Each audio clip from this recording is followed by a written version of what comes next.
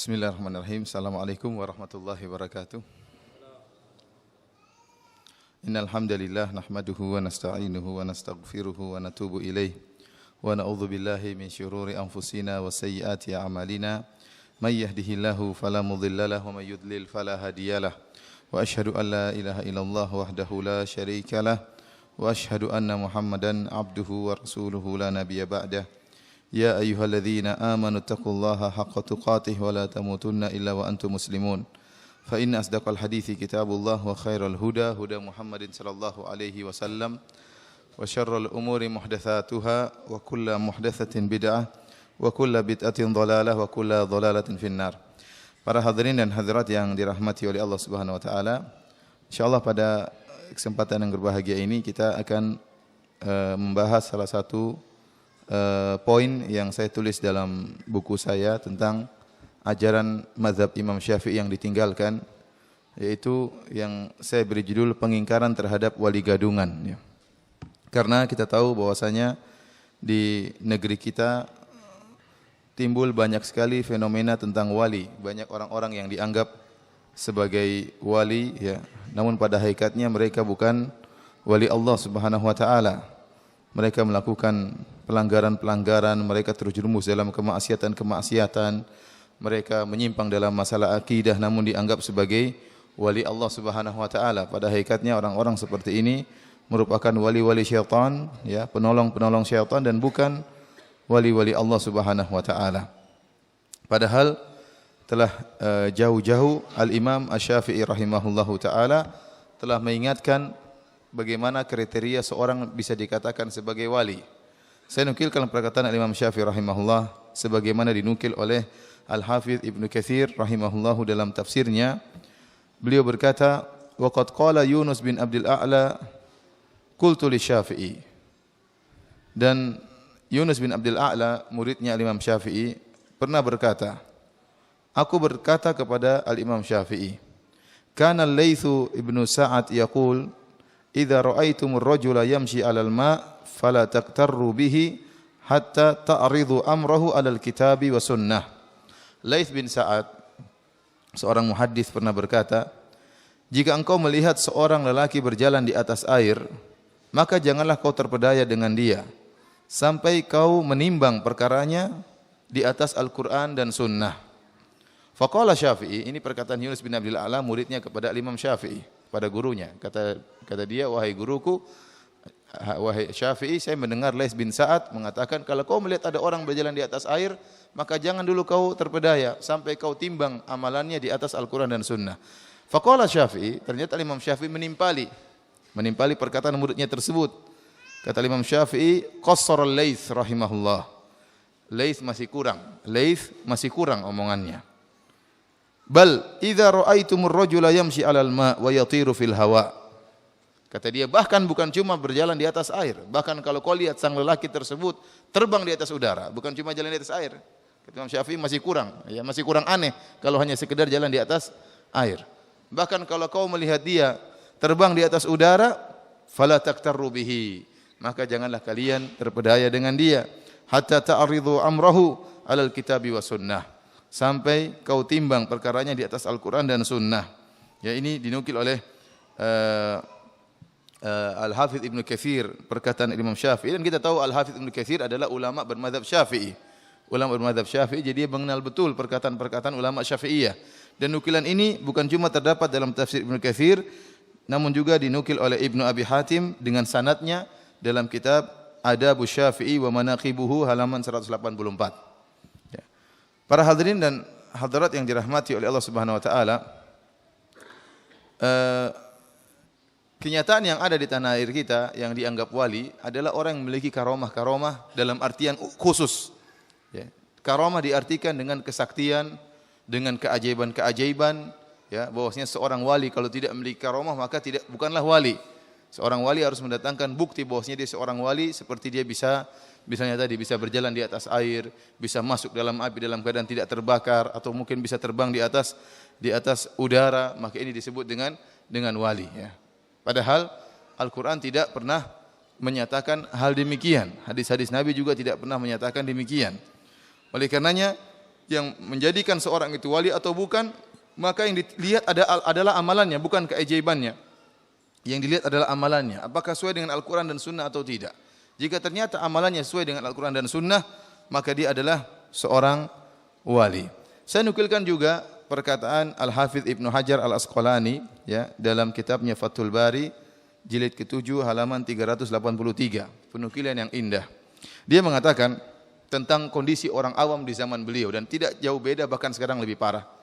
Kata beliau, "Annal ladzi istaqarra indal 'amah anna kharqal 'adah yadullu ala anna man waqa'a lahu dzalik min awliyaillah." Kata dia, sesungguhnya yang terpatri di kalangan orang awam bahwasanya keajaiban atau kesaktian menunjukkan barang siapa yang melakukan kesaktian tersebut maka dia termasuk wali-wali Allah. Wa huwa ghalatun mimman yaquluhu, dan ini merupakan kesalahan bagi orang yang mengatakan hal ini. Jadi kata dia, ini yang terpatri yang dianggap oleh orang-orang awam, barang siapa yang bisa melakukan kharqul adah, kesaktian-kesaktian, keajaiban-keajaiban, maka dia wali Allah. Kata Ibnu Hajar, dan dia juga ulama Syafi'iyah, ini keliru. Kata dia, wa huwa ghalatun mimman yaquluhu. Ini termasuk kesalahan dari orang yang berpendapat dengan pendapat ini. Fa innal khariqa qad yadhhar ala yadil mubtil. Kenapa? Karena kesaktian dan keajaiban bisa saja nampak pada orang yang di atas kebatilan. Min sahirin, seperti penyihir, penyihir juga sakti. Wa kahinin, dukun juga sakti. Wa rahibin, pendeta juga sakti, kadang-kadang sakti. Fayahtaju man yastadillu bidzalik ala wilayati auliya'illahi ta'ala ila fariq. Kalau begitu, barang siapa yang ingin tahu wali Allah, maka tidak bisa dijadikan dalil kesaktian. Karena kesaktian bisa saja atau keajaiban bisa saja muncul dari wali-wali Allah, dan bisa saja juga muncul dari orang-orang yang di atas kebatilan seperti penyihir, dukun dan yang lainnya. Maka itu bukan pembeda.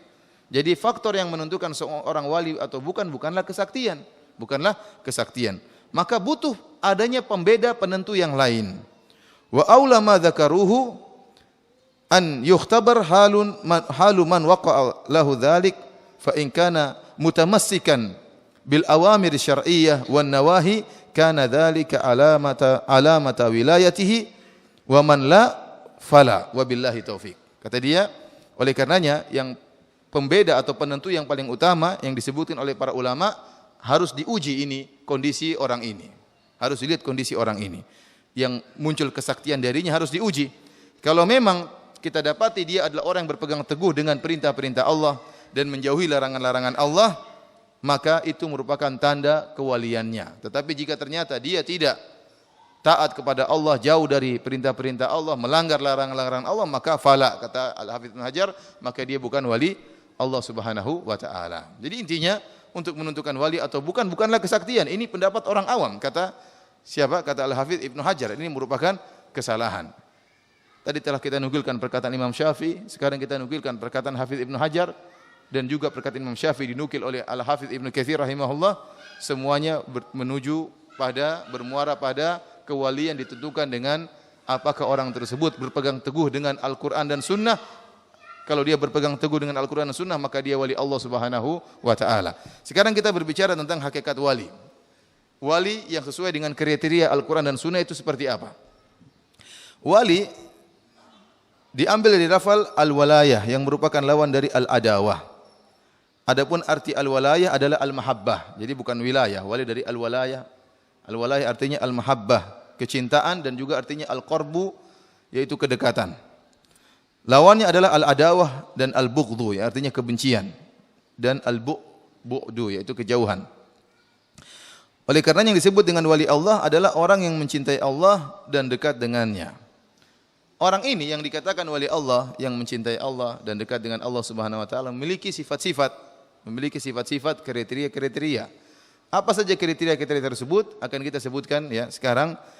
Di antaranya yang pertama, seorang dikatakan wali, ia harus ittiba, mengikuti Nabi sallallahu alaihi wasallam, menjalankan perintah Nabi sallallahu alaihi wasallam dan menjauhi larangan-larangan Nabi sallallahu alaihi wasallam. Dalilnya firman Allah Subhanahu wa taala, "Qul in kuntum tuhibbunallaha fattabi'uni." Jadi kita katakan al-wali dari al-walayah. Al-walayah artinya mencintai.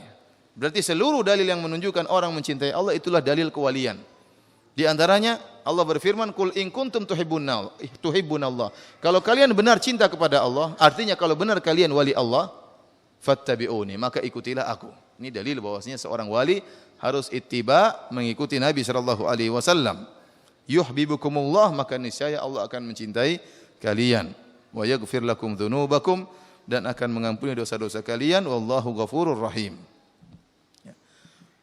Sifat yang kedua, wali harus bersifat lembut kepada kaum muslimin dan keras kepada orang-orang kafir, serta berjihad di jalan Allah Subhanahu wa taala. Tidak takut dengan celaan orang-orang yang mencela.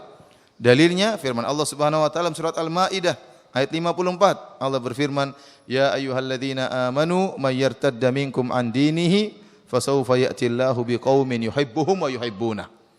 Wahai orang-orang beriman, barang siapa yang murtad di antara kalian dari agamanya, maka Allah akan mendatangkan suatu kaum yang Allah mencintai mereka dan mereka mencintai Allah. Dan kita katakan tadi al-walayah maknanya apa? Mahabbah. Wali artinya kecintaan. Ini Allah menyebutkan Allah akan mendatangkan suatu kaum yang Allah cinta kepada mereka dan mereka mencintai Allah. Berarti mereka wali-wali Allah. Apa sifat-sifat mereka? Adzillatin 'alal mu'minin, lemah lembut terhadap orang-orang beriman, aizzatin 'alal kafirin, dan keras terhadap orang-orang kafir. Yujahiduna fi sabilillah, mereka berjihad di jalan Allah Subhanahu wa taala, wala yakhafuna laumata laim, dan mereka tidak takut dengan celaan orang-orang yang mencela. Maka kalau ada sebagian orang dianggap sebagai wali Allah Subhanahu wa taala, sementara dia sangat dekat dengan orang-orang kafir, sementara mengejek orang-orang Islam, ya, maka ini bukan wali Allah Subhanahu wa taala. Merendahkan orang-orang Islam dan sangat dekat dengan orang-orang kafir, ya, maka ini bukan wali Allah Subhanahu wa taala. Kemudian ciri yang ketiga, beriman dan takwa, dan ini ciri utama, ya, ciri utama. Allah Subhanahu wa taala berfirman, dan ini nas dalam hal ini, ala inna awliya Allahi la khaufun alaihim wa lahum yahzanun. Ketahuilah bahwasanya, ingatlah, wali-wali Allah adalah orang-orang yang tidak ada ketakutan kepada mereka, tidak ada kekhawatiran, walahum yahzanun, dan mereka tidak bersedih. Siapa mereka? Alladzina amanu wa kanu yattaqun. Mereka adalah orang yang beriman dan bertakwa. Oleh karena tidak mungkin kewalian oleh Allah diraih kecuali dengan keimanan dan ketakwaan. Semakin tinggi iman dan takwa, semakin tinggi kewalian dia di sisi Allah Subhanahu wa taala.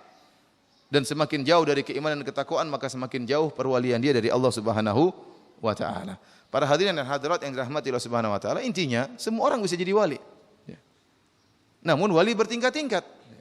Semua orang barang siapa yang beriman dan bertakwa, itulah wali-wali Allah Subhanahu wa taala. Sejauh mana dia keimanannya semakin tinggi, sejauh mana ketakwaannya semakin tinggi, maka semakin tinggi kewalian dia di sisi Allah Subhanahu wa taala, dan semakin jauh maka semakin jauh pula kewalian dia di sisi Allah Subhanahu wa taala. Pada kesempatan yang bahagia ini, untuk mempermudah pemahaman tentang wali, maka saya mendatangkan contoh wali yang disepakati oleh kita semua. Wali yang sangat sakti, dialah Umar bin Khattab radhiyallahu taala anhu. Gampang, dia wali atau bukan? Wali. Dia sakti atau tidak Umar bin Khattab? Sakti atau tidak? Nanti kita sebutkan Umar bin Khattab sakti. Karena orang identiknya dengan apa? Orang identiknya dengan kesaktian. Kita ingin, sebenarnya semuanya wali. Abu Bakar, Umar, Utsman, Ali, semuanya wali. Namun karena pandangan masyarakat namanya yang wali harus sakti, maka mau tidak mau kita datangkan contoh Umar bin Khattab sebagai wali yang sakti. Saya akan sebutkan kesaktian Umar bin Khattab radhiyallahu taala anhu. Rasulullah SAW bersabda tentang Umar bin Khattab radhiyallahu taala anhu, "Qad kana fima qablakum minal umami nasun muhaddatsun." Sungguh pada umat-umat sebelum kalian ada orang-orang yang muhaddatsun, diberi ilham oleh Allah Subhanahu wa taala. "Fa iyyakum min ummati ahadun fa innahu Umar." Kalau ada seorang seperti itu di umatku, maka dia adalah Umar. Langsung dapat ilham dari siapa? Dari Allah Subhanahu wa taala. Nabi juga bersabda tentang Umar, "Inna Allaha wada'al haqq ala lisani Umar yaqulu bihi." Allah meletakkan kebenaran di lisannya Umar. Kebenaran berada di lisannya Umar dan Umar mengucapkan kebenaran tersebut. Yang lebih canggih daripada ini, Nabi mengatakan, "Lau kana nabiyyun ba'di lakana Umar." Kalau ada nabi setelahku, maka dia adalah Umar. Umar bin Khattab radhiyallahu taala anhu. Oleh karenanya para hadirin, kita lihat betapa sering Umar bin Khattab radhiyallahu taala anhu punya ide disepakati oleh Allah Subhanahu wa taala. Ada berapa kali Umar punya ide disepakati oleh Allah Subhanahu wa taala, seperti masalah hijab terhadap istri-istri Nabi. Maka turunlah firman Allah menyetujui ide Umar bin Khattab radhiyallahu taala anhu. Bahkan terkadang Nabi keliru, Umar yang benar.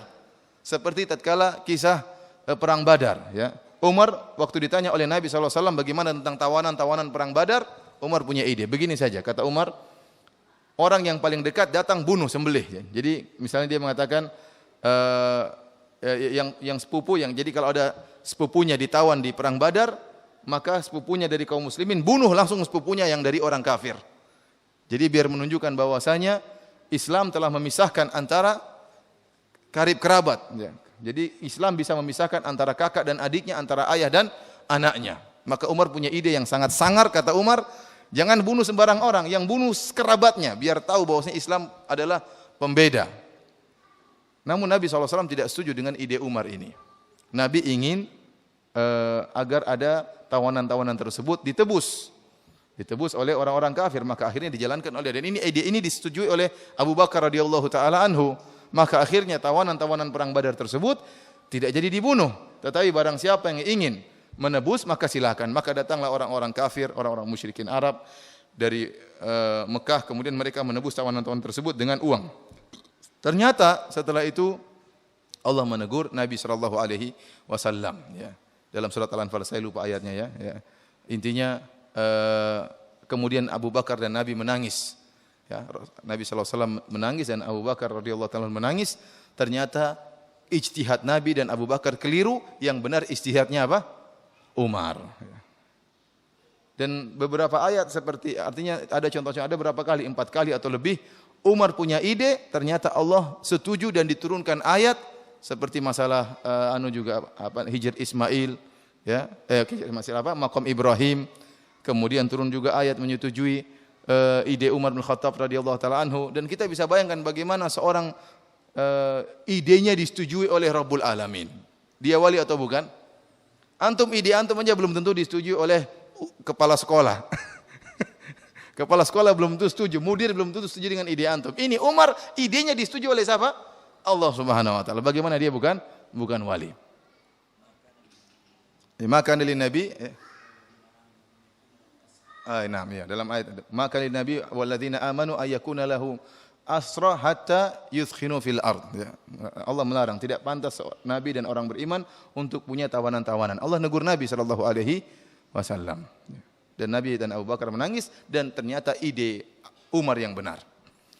Para hadirin dan hadirat yang dirahmati oleh Subhanahu wa taala, kemudian di antara kesaktian Umar pernah mengutus suatu pasukan untuk berperang.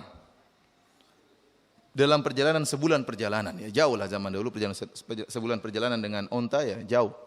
Kemudian tatkala mereka berperang, Umar lagi sedang khutbah, di tengah khutbah tiba-tiba Umar berteriak di hadapan orang-orang, "Ya Sariyata al-Jabalu, ya Sariyatu al-Jabal." Kata Umar bin Khattab mengatakan, "Wahai Sariyah al-Jabala, hendaknya engkau mendekati ke gunung." Rupanya mereka yang jauh tersebut mendengar ada suara teriakan. Rupanya mereka dalam keadaan genting. Allah menjadikan Umar melihat kondisi mereka dalam keadaan genting. Kalau mereka tidak berlindung ke gunung, mereka bakalan kalah. Maka Umar berteriak seketika itu pula di atas mimbar, "Ya Sariyatu al-Jabala, wahai Sariyah, hendaknya kau bawa pasukanmu." Sariyah adalah nama pemimpin mereka. "Hendaknya kau bawa pasukanmu ke arah gunung." Akhirnya mereka dengar ada suara tersebut, mereka jalankan. Kemudian mereka menang. Ini sakti atau tidak? Tidak pakai telepon, ke gunung, enggak. Ini langsung kelihatan, langsung teriak, suaranya kedengaran. Zaman dahulu belum ada telepon, belum ada mikrofon, ya. Ini sakti atau tidak? Sakti atau tidak? Sakti lah, masa enggak sakti. Ini sakti. Sekarang kita bicara Umar yang super sakti. Kemudian di antara kesaktian Umar, ya, beliau ini bukan cuma ditakuti oleh orang-orang kafir. Umar jelas ditakuti oleh orang kafir. Kata siapa namanya? Ibnu Mas'ud, ya. Beliau mengatakan, "Mazilna a'izza mundu aslama Umar." Kami kaum muslimin menjadi jaya, menjadi kokoh setelah Umar masuk Islam. Dahulu para sahabat, waktu mereka masuk Islam di awal Islam, mereka tidak berani sholat di Masjidil Haram, tidak berani. Dilarang oleh orang kafir. Begitu Umar masuk Islam, mereka bebas sholat di Masjidil Haram. Kenapa orang-orang kafir takut sama Umar? Mau melarang lawan saya. Umar badannya tinggi, tegap, besar. Sama dengan Khalid ibn Walid. Badan juga besar. Sampai orang-orang terkadang kalau lihat Khalid ibn Walid dari jauh disangka itu Umar. Karena mereka ini mirip, badannya tinggi dan sama-sama besar. Ya. Badan besar itu pengaruh, ya. Saya pernah lihat di Mekah, ini cerita aja, waktu lagi naik mobil, Tahu-tahu ada orang di mobil, ada orang di depannya apa namanya? Menahan. Jadi dia bel-bel, orangnya nggak keluar-keluar. Bel-bel nggak keluar-keluar, ternyata orang yang mobil di badannya besar sekali. Kalau badannya gede dia takut, langsung pergi ya. Dikira yang supir di belakang badannya kecil. Ternyata begitu keluar, wow badannya gede, langsung ya udah, afwan. Kalau kecil mungkin diomelin, tapi nggak berani. Jadi Umar badannya besar, dan besarnya badan pengaruh membuat orang-orang kafir takut. Ternyata Umar bukan cuma ditakuti oleh manusia, setan pun takut. Kata Nabi SAW, ya Ibn al-Khattab, wahai Ibn al-Khattab, walladhi nafsi biyadihi, demi Allah yang jiwaku berada di tangannya. Malaqiyaka syaitanu qad salikan fajjan illa salaka fajjan ghairu fajjik. Kata Nabi SAW, tidak satu setan pun yang melihat kau menempuh satu jalan, kecuali setan akan lari cari jalan yang lain. Kalau kita, setan ingin dekati kita, kita goda itu, si fulan itu goda. Setan pada mendekat ingin goda. Ini Umar, setan kabur semua. Sakti atau tidak? Ya akhi, sakti. Ada orang kemasukan, Umar datang lari jinnya semua. Makanya kalau ada orang kemasukan sihir, santet, nggak usah baca-baca, datang Umar, setan kabur semua, sembuh langsung. Kenapa? Setan takut sama Umar. Ini saktinya luar biasa. Ya. Sementara kalau kita, setan bukan takut, setan malah mendekat, ingin menggoda. Oleh karena para hadirin rahmatillah subhanahu wa ta'ala, maka tidak diragukan bahwasanya Umar bin Khattab radhiyallahu ta'ala adalah salah satu sosok yang sakti, yang hidup di zaman Nabi Shallallahu Alaihi Wasallam dengan tazkiyah dan rekomendasi dari Nabi Shallallahu Alaihi Wasallam. Akan tetapi, Umar meskipun beliau sakti, beliau tidak maksum. Ini kesalahan dari masyarakat yang ada di sekitar kita. Terkadang mengatakan namanya wali tidak boleh salah. Seakan-akan kemaksuman merupakan syarat kewalian. Jadi kalau ada seorang sudah dicap wali kemudian salah, maka batalah kewalian dia. Ini oleh karenanya masyarakat kita dapati terkadang membela membabi buta. Karena ada seorang sudah dia predikatkan wali, maka meskipun orang itu salah maka dibela terus. Kenapa? Kalau sampai dikatakan dia salah maka walinya batal. Ini tidak benar. Tidak benar.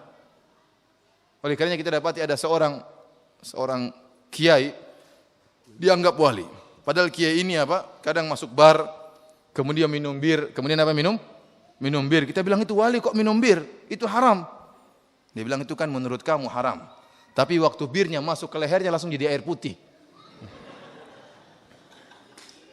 Ini mereka bilang demikian. Langsung masuk air putih. Subhanallah, dari mana seperti ini? Kalau jadi air putih kenapa mabok? Jadi semuanya mereka takwil karena mereka bilang itu menurut pandanganmu. Adapun menurut mereka itu halal. Mereka mengatakan ada wali, ada seorang ya masih hidup sekarang, terkenal. Ya, waktu saya ke salah satu kota di Pekalongan diceritakan ada seorang sangat terkenal, namun dia tidak pernah sholat Jumat. Tidak pernah sholat Jumat. Namanya orang kan harus sholat Jumat. Ditanya di mana dia sholat Jumatnya di Mekah. Sholat Jumatnya di mana? Di Mekah. Teman-teman cerita, akhirnya ada sebagian ikhwan yang dia ngeyel, pengen tahu ini benar ke Mekah atau tidak ini. Katanya sholat Jumatnya, karena sholat Jumat tidak muncul, ditanya kemana, sholat Jumatnya di Mekah. Akhirnya mereka ini tidak sholat Jumat pada waktu sholat Jumat. Pengen bertamu di rumah wali ini. Maka datanglah mereka di rumah wali tersebut, mereka ketuk pintunya, ternyata sang wali lagi main orgen. Hari Jumat ini dia main apa? Orgen. Katanya ke Mekah, kok main orgen? Oh, ruhnya ke Mekah, badannya main orgen. Ada saja jawabannya. Dan ini cerita konyol sejak dulu. Jadi kata mereka, kemana si fulan? Sampai saya sebut nukil dari internet ya tentang masalah itu. Jadi orang ini dikatakan dia pas sholat Jumat hilang. Tahu-tahu begitu sholat Jumat dia datang dengan bawa korma dari Mekah, dengan bawa makanan-makanan dari Mekah yang tidak ada di tempat tersebut. Kenapa? Ditanya, di mana kamu? Saya sholat Jumat di Mekah. Padahal di Mekah belum sholat Jumat. Kalau kita jam 12 ini, di Mekah masih jam 8, orang imamnya masih tidur. Bagaimana dia sholat Jumat di Mekah? Beda antara Mekah dengan kita berapa jam? 4 jam. Kalau di sini malah 5 jam. Makanya kalau di sini sholat Jumat, di sana orang masih tidur. Orang Arab Saudi masih tidur. Bagaimana dikatakan dia sholat Jumat? Namun orang-orang dulu mudah diperdaya, dibodoh-bodohin. Dia tahu-tahu hilang bawa korma, ya korma mungkin setan yang ngambilkan. Padahal di Mekah belum sholat Jumat. Namun demikianlah. Intinya saya katakan mereka orang-orang awam menganggap namanya wali harus maksum, tidak boleh apa? Tidak boleh salah. Dan ini akidahnya orang-orang Syiah. Dan ini akidah yang berbahaya. Saya ulangi, akidah meyakini ada yang maksum selain Nabi itu akidah berbahaya. Akidah yang diadopsi dari orang-orang Syiah, dan ini keistimewaan orang Syiah. Asalnya ini adalah akidahnya orang Syiah meyakini ada yang maksum selain Nabi Muhammad SAW. Kenapa saya katakan ini akidah yang berbahaya? Karena konsekuensi dari akidah ini sangat berbahaya. Kita tahu bahwasanya Imam Malik mengatakan, kullun yu'khadhu min qawlihi wa yurad ila sahib hadzal qabr. Setiap orang boleh diambil perkataannya dan boleh ditolak perkataannya kecuali Muhammad sallallahu alaihi wasallam. Kenapa Nabi Muhammad apa artinya Nabi Muhammad dikatakan maksum? Artinya seorang dikatakan maksum, artinya perkataannya enggak boleh salah dan perbuatannya enggak boleh salah. Berarti kalau perkataannya enggak boleh salah, perbuatannya enggak boleh salah, berarti perkataannya dapat wahyu dari Allah dan perbuatannya dapat bimbingan dari Allah, dari Tuhan. Dan kalau artinya perkataannya dan perbuatannya tidak boleh salah, berarti perkataannya dan perbuatannya merupakan hujjah, merupakan argumen, merupakan sumber hukum. Karena ini pasti benar. Dan kita berhujjah dengan sumber hukum yang benar. Dari sini, makanya sumber hukum Islam ada dua, yaitu Al-Quran dan hadis-hadis Nabi. Kenapa? Karena hadis-hadis Nabi ini bersumber dari orang yang maksum, yang tidak mungkin apa? Salah. Seandainya Nabi mungkin salah, hadis tidak bisa jadi sumber hukum. Saya ulangi. Kalau seandainya Nabi Muhammad mungkin salah, atau kalau salah dia tidak ditegur oleh Allah Subhanahu wa taala, maka hadis tidak bisa menjadi sumber hukum. Kapan hadis harus menjadi sumber hukum? Tatkala Nabi maksum, tidak mungkin salah, maka perkataan dan perbuatan yang merupakan sumber hukum. Nah, orang-orang Syiah bikin kesesatan. Mereka mengatakan kita punya imam-imam 12, maksum semuanya. Apa konsekuensi dari perkataan mereka ini? Berarti perkataan imam-imam mereka dan perbuatan imam-imam mereka ini juga dalil sumber hukum yang lain selain hadis. Selain hadis Nabi sallallahu alaihi wasallam. Karenanya akhirnya orang-orang Syiah punya sumber-sumber hukum yang lain. Sumber hadis-hadis mereka bukan hadis-hadis Nabi, tapi hadis-hadis imam. Maka muncullah 8 buku kitab hadis mereka. Kitab hadis mereka bukan Sahih Bukhari, bukan Sahih Muslim, bukan Sunan Abi Daud, Sunan Tirmidzi, Sunan Nasa'i, Sunan Ibnu Majah, Mustadrak Al-Hakim, Musnad Imam Ahmad. Itu semua buku-buku hadis Nabi Muhammad SAW. Mereka punya buku hadis-hadis imam. Apa di buku-buku tersebut? Seperti Al-Kafilul Kulaini, 8 jilid. Antum buka coba. Mungkin hadis-hadis Nabi cuma sedikit. Semuanya isinya berkata imam ini, berkata imam anu, berkata Ja'far as-Sadiq, berkata Muhammad al-Baqir, berkata Ali bin Abi Thalib, berkata Hasan, berkata Husain, berkata Ali Ridha. Jadi buku-buku hadis bukan hadis Nabi, tapi hadis-hadis apa? Imam. Dan ini sumber hukum. Kenapa? Imam-imam mereka maksum. Contohnya lagi, seperti kitab Biharul Anwar, kalangan Al-Majlisi, 110 jilid. Antum baca isinya berkata imam ini, imam ini. Kalau ada perkataan hadis Nabi cuma sedikit. Intinya semuanya hadis-hadis imam. Ada lagi tafsir Istibsar, Al-Istibsar, Tahdzibul Ahkam karangan Tusi. Kemudian Man la Yadurul Faqih. Kemudian kitab Al-Wafi, kemudian kitab Wasailus Syiah, kemudian kitab Mustadrakul Wasail. 8 kitab semuanya isinya hadis-hadis imam. Makanya saya bilang kita enggak mungkin nyambung sama orang-orang Syiah karena sumber hukum kita cuma 2, Al-Quran dan hadis Nabi. Mereka punya sumber hukum yang lain, sumber-sumber hukum yang lain 8 kitab tadi yang kita tidak kenal sama sekali kitab-kitab tersebut. Dan kalau kita mengatakan ada seorang yang maksum selain Nabi SAW, maka kita menghilangkan fungsi Nabi sebagai Nabi terakhir. Saya ulangi, ini poin penting. Kalau kita mengatakan ada orang yang maksum selain Muhammad SAW, maka kita menghilangkan fungsi Nabi Muhammad sebagai Nabi terakhir. Kenapa? Berarti masih ada penyempurnaan, masih ada sumber-sumber hukum yang lain. Sebenarnya imam mereka, imamnya orang Syiah itu sama dengan Nabi sebenarnya. Fungsinya sama. Tatkala kita dikatakan ini maksum, ini juga maksum, maka tidak ada perbedaan fungsi. Sama-sama, cuma satunya mereka tidak mau menamakan Nabi. Mereka hanya namakan apa? Imam. Namun fungsinya sama, tidak ada bedanya. Oleh karena mereka meyakini perkataan imam tersebut merupakan sumber hukum. Perkataan imam mereka wahyu dari Allah Subhanahu wa taala. Perkataan imam mereka bisa mengkhususkan hadis Nabi, bahkan bisa mengkhususkan Al-Qur'an. Perkataan-perkataan imam mereka bisa memansuhkan hadis Nabi dan juga bisa memansuhkan Al-Qur'an. Jadi para imam tersebut fungsinya seperti Nabi, tidak ada bedanya. Dan ini menghilangkan fungsi Nabi Muhammad sebagai Nabi terakhir. Buat apa Nabi Muhammad menjadi Nabi terakhir kalau ternyata ada orang yang maksum selain siapa? Selain Nabi Muhammad sallallahu alaihi wasallam. Dari sini kita tahu bahayanya agama Syiah karena sumber hukum mereka berbeda dengan sumber hukum kita. Dan masalah maksum selain Nabi Muhammad sallallahu alaihi wasallam ini diadopsi oleh orang-orang awam, orang-orang sufi yang ekstrim ya. Sehingga mereka menyatakan ada wali-wali mereka harus maksum. Wali-wali enggak boleh salah. Padahal bukanlah syarat wali harus maksum. Makanya saya datangkan contoh Umar bin Khattab radhiyallahu taala anhu. Umar bin Khattab radhiyallahu taala anhu adalah contoh wali. Tadi kita sepakati, sakti atau tidak tadi? Sakti. Namun dia melakukan kesalahan-kesalahan. Contoh kesalahan-kesalahan yang pernah dilakukan oleh Umar. Contohnya tatkala Nabi SAW berumrah pada tahun ke-6 Hijriah bersama 1.400 kaum muslimin yang dikenal dengan umrah Hudaybiyah. Ya, tatkala itu Nabi SAW berangkat dengan 1.400 pasukan, para sahabat sambil membawa senjata karena mereka khawatir akan dihadang, dan ternyata benar mereka dihadang, kemudian dilarang untuk masuk dalam Mekah untuk berumrah, sehingga akhirnya terjadilah perjanjian Hudaybiyah tatkala itu dengan syarat Nabi harus membatalkan umrahnya dan pulang ke Madinah. Tatkala itu Umar tidak terima dengan persyaratan ini. Bukan cuma Umar, banyak sahabat juga yang tidak terima. Kenapa? Mereka sudah siap tempur. Sudah jalan jauh-jauh dari Madinah menuju Mekah, jauh loh 400 kilo. Sudah sampai di Hudaybiyah, sebentar lagi masuk Mekah untuk umrah, dan betapa rindunya mereka untuk melihat Mekah. Mereka telah diusir dari kampung mereka. Mereka diusir dari kampung mereka.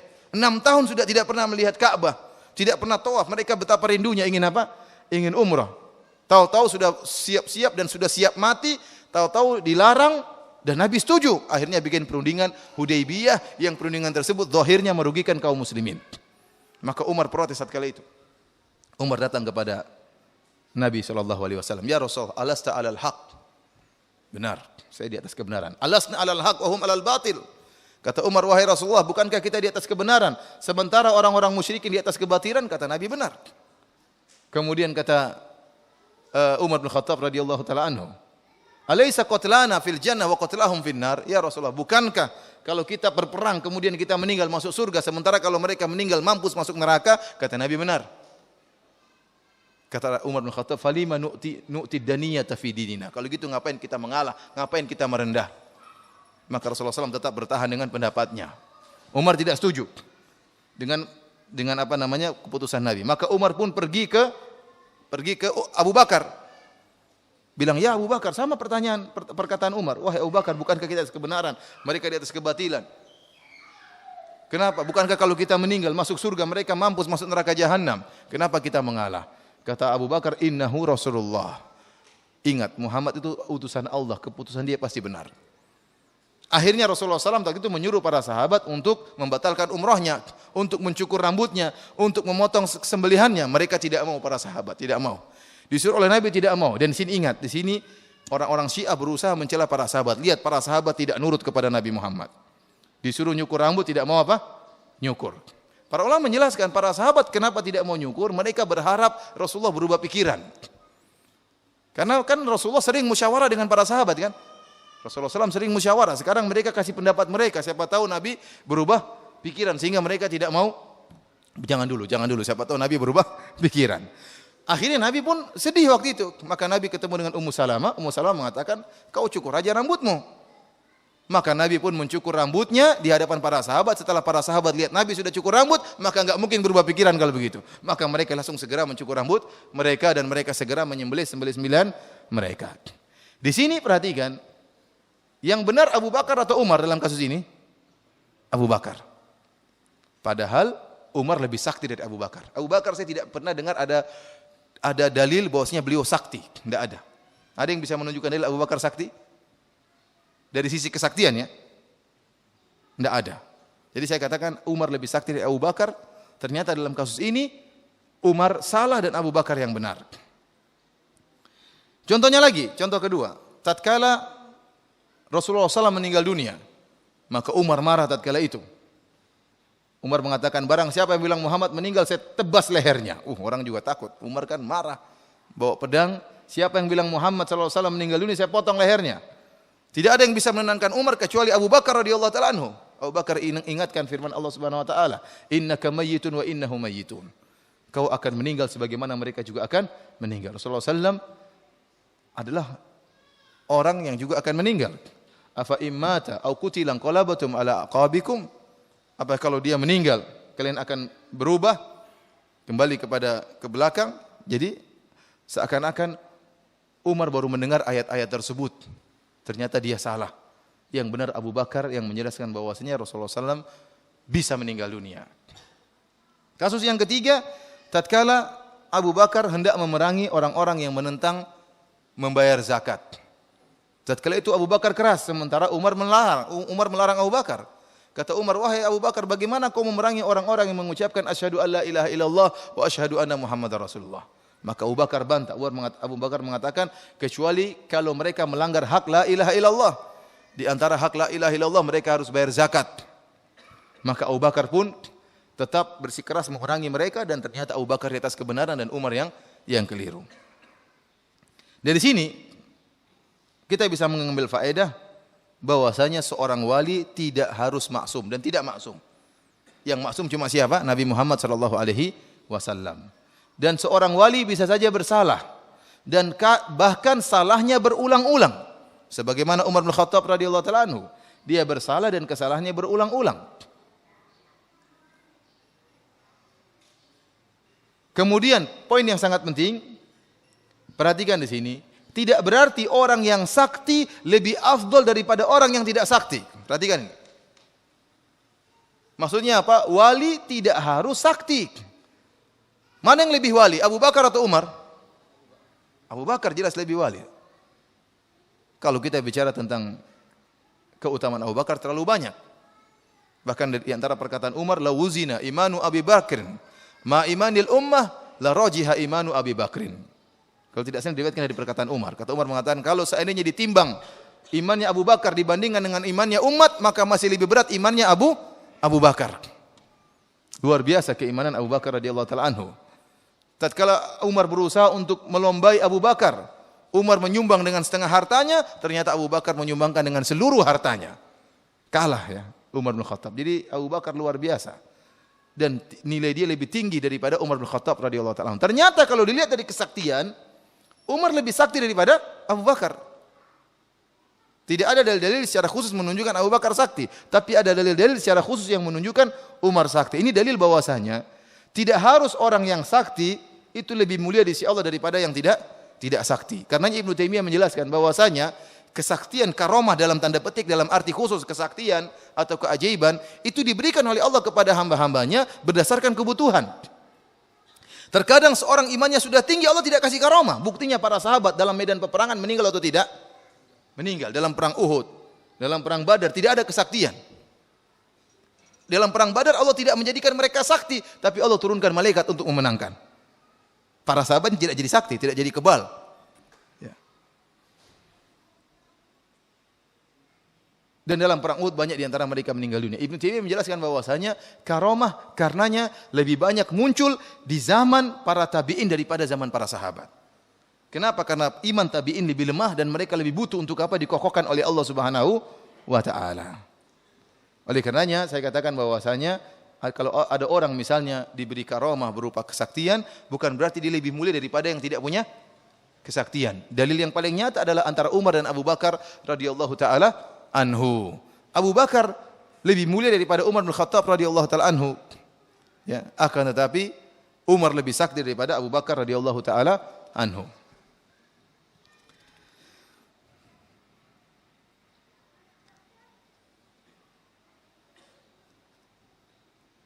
Kemudian di antara faedah yang bisa kita ambil, saya bacakan saja dari buku saya ini. Yang berikutnya yang itu seorang wali tetap harus melaksanakan kewajiban-kewajiban yang telah ditetapkan oleh Allah Subhanahu wa taala dan Rasulnya, serta menjauhi larangan-larangan Allah dan Rasulnya. Hal ini sebagaimana Umar yang tetap melaksanakan perintah Allah dan Rasulnya. Berikutnya, walaupun seorang wali, tetap perkataan dan perbuatannya harus ditimbang dengan Al-Quran dan Sunnah.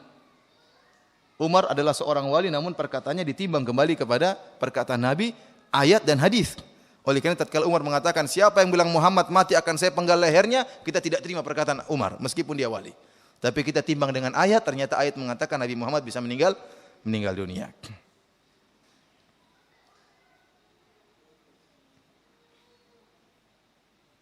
Seorang wali yang telah jelas perkataannya, yang telah salah perkataan dan perbuatannya menyelisih sunnah, maka harus kembali kepada kebenaran dan tidak menentangnya. Sebagaimana Umar tatkala ditegur oleh Nabi Muhammad ditegur oleh Abu Bakar, tatkala dia mengatakan siapa yang mengatakan Muhammad telah meninggal akan saya penggal lehernya, Abu Bakar tegur. Ayat menunjukkan Rasulullah SAW bisa meninggal. Maka Umar tidak mengatakan, wahai Abu Bakar, tidakkah kau ingat sabda Nabi bahwasanya saya dapat ilham dari Allah Subhanahu wa taala? Saya enggak salah. Enggak, Umar enggak begitu. Maka Umar pun tunduk dengan ayat-ayat Allah Subhanahu wa taala.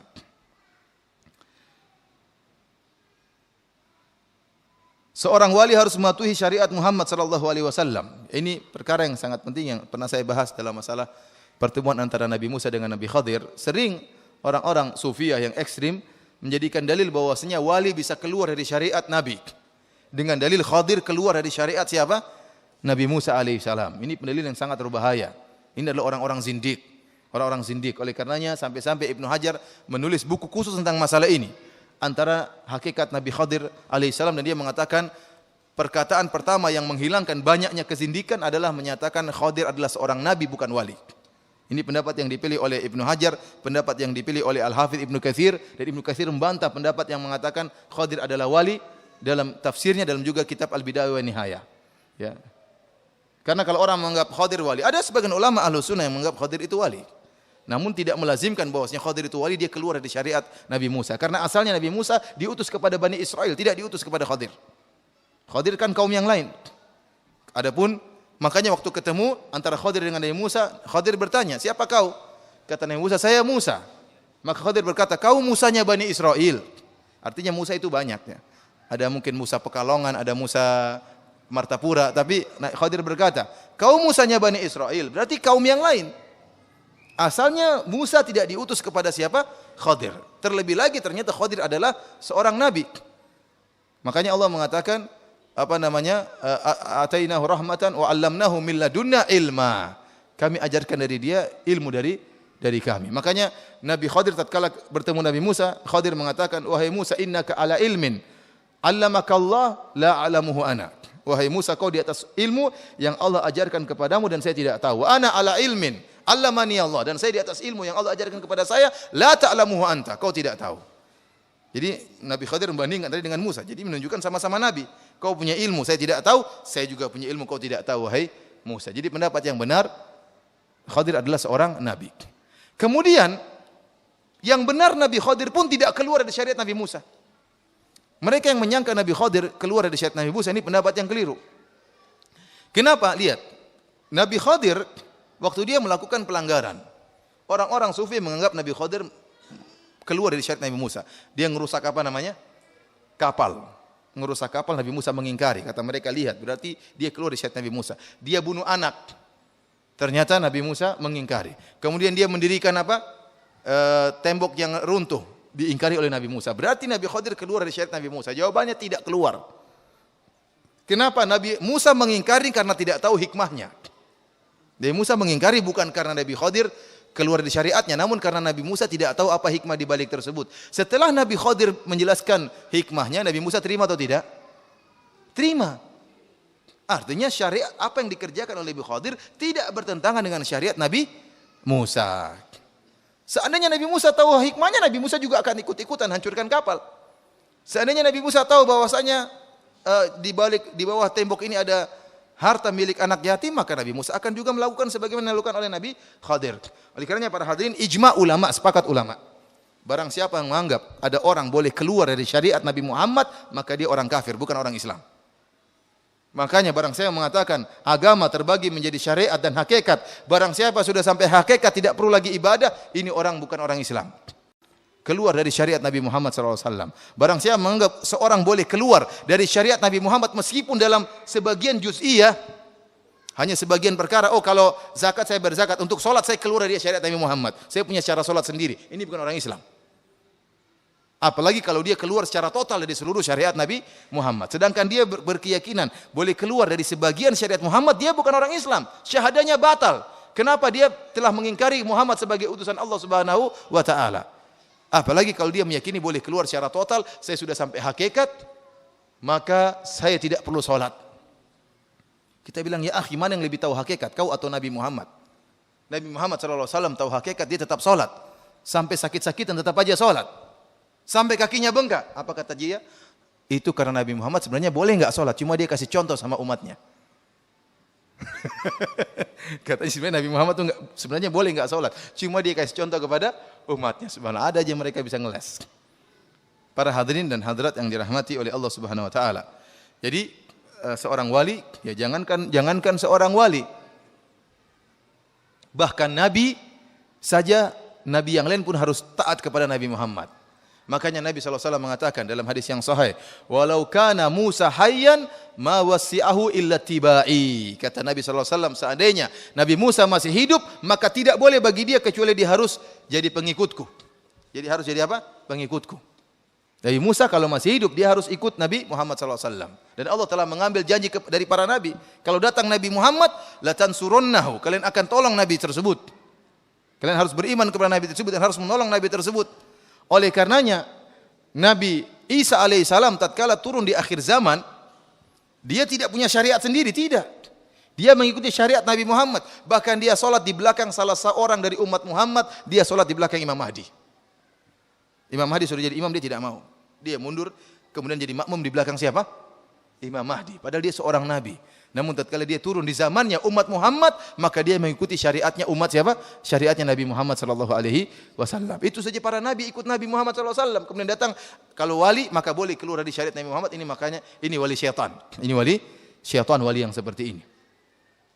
Namun mereka mengatakan wali kedudukannya lebih tinggi daripada nabi. Ini repot. Sebagian perkataan Ibnu Arabi. Dia mengatakan maqamun nubuwati fi barzakhin fuwaikur rasul wa duna wali. Kata mereka, kedudukan kenabian di tengah-tengah, di atas rasul dan di bawah wali. Jadi menurut orang-orang sufi yang paling tinggi wali, kemudian nabi, baru kemudian apa? Rasul. Menurut kita orang Islam kebalik, harusnya yang paling tinggi apa? Rasul, baru kemudian nabi, baru kemudian apa? Wali. Kenapa mereka mengatakan wali lebih tinggi daripada nabi? Dalilnya Khidir. Khidir lebih tinggi daripada siapa? Nabi Musa. Padahal tidak benar, sebagaimana tadi telah kita jelaskan. Para hadirin dan hadirat yang dirahmati Allah Subhanahu wa taala. Di antara faedah yang bisa kita ambil atau di antara ciri-ciri wali, seorang wali tidak boleh menyombongkan dirinya dengan mengaku-ngakui adalah wali. Tidak boleh.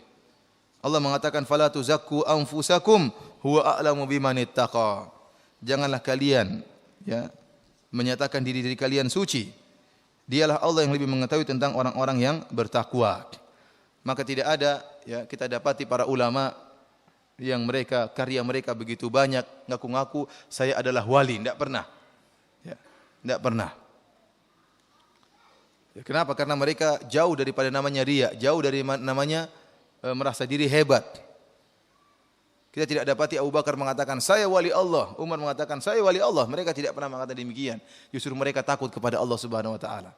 Bagaimana Umar yang takut termasuk orang-orang munafik? Itu hakikat wali Allah, takut kepada Allah, bukan pede merasa dirinya sebagai apa? Sebagai wali Allah.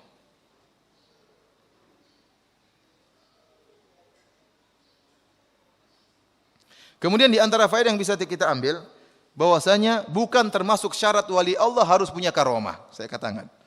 Karomah dalam tanda petik, saya sering ulang-ulang ini, karomah dalam arti kesaktian. Sebenarnya wali-wali punya karomah. Namun karomah itu bukan cuma kesaktian, karomah itu banyak.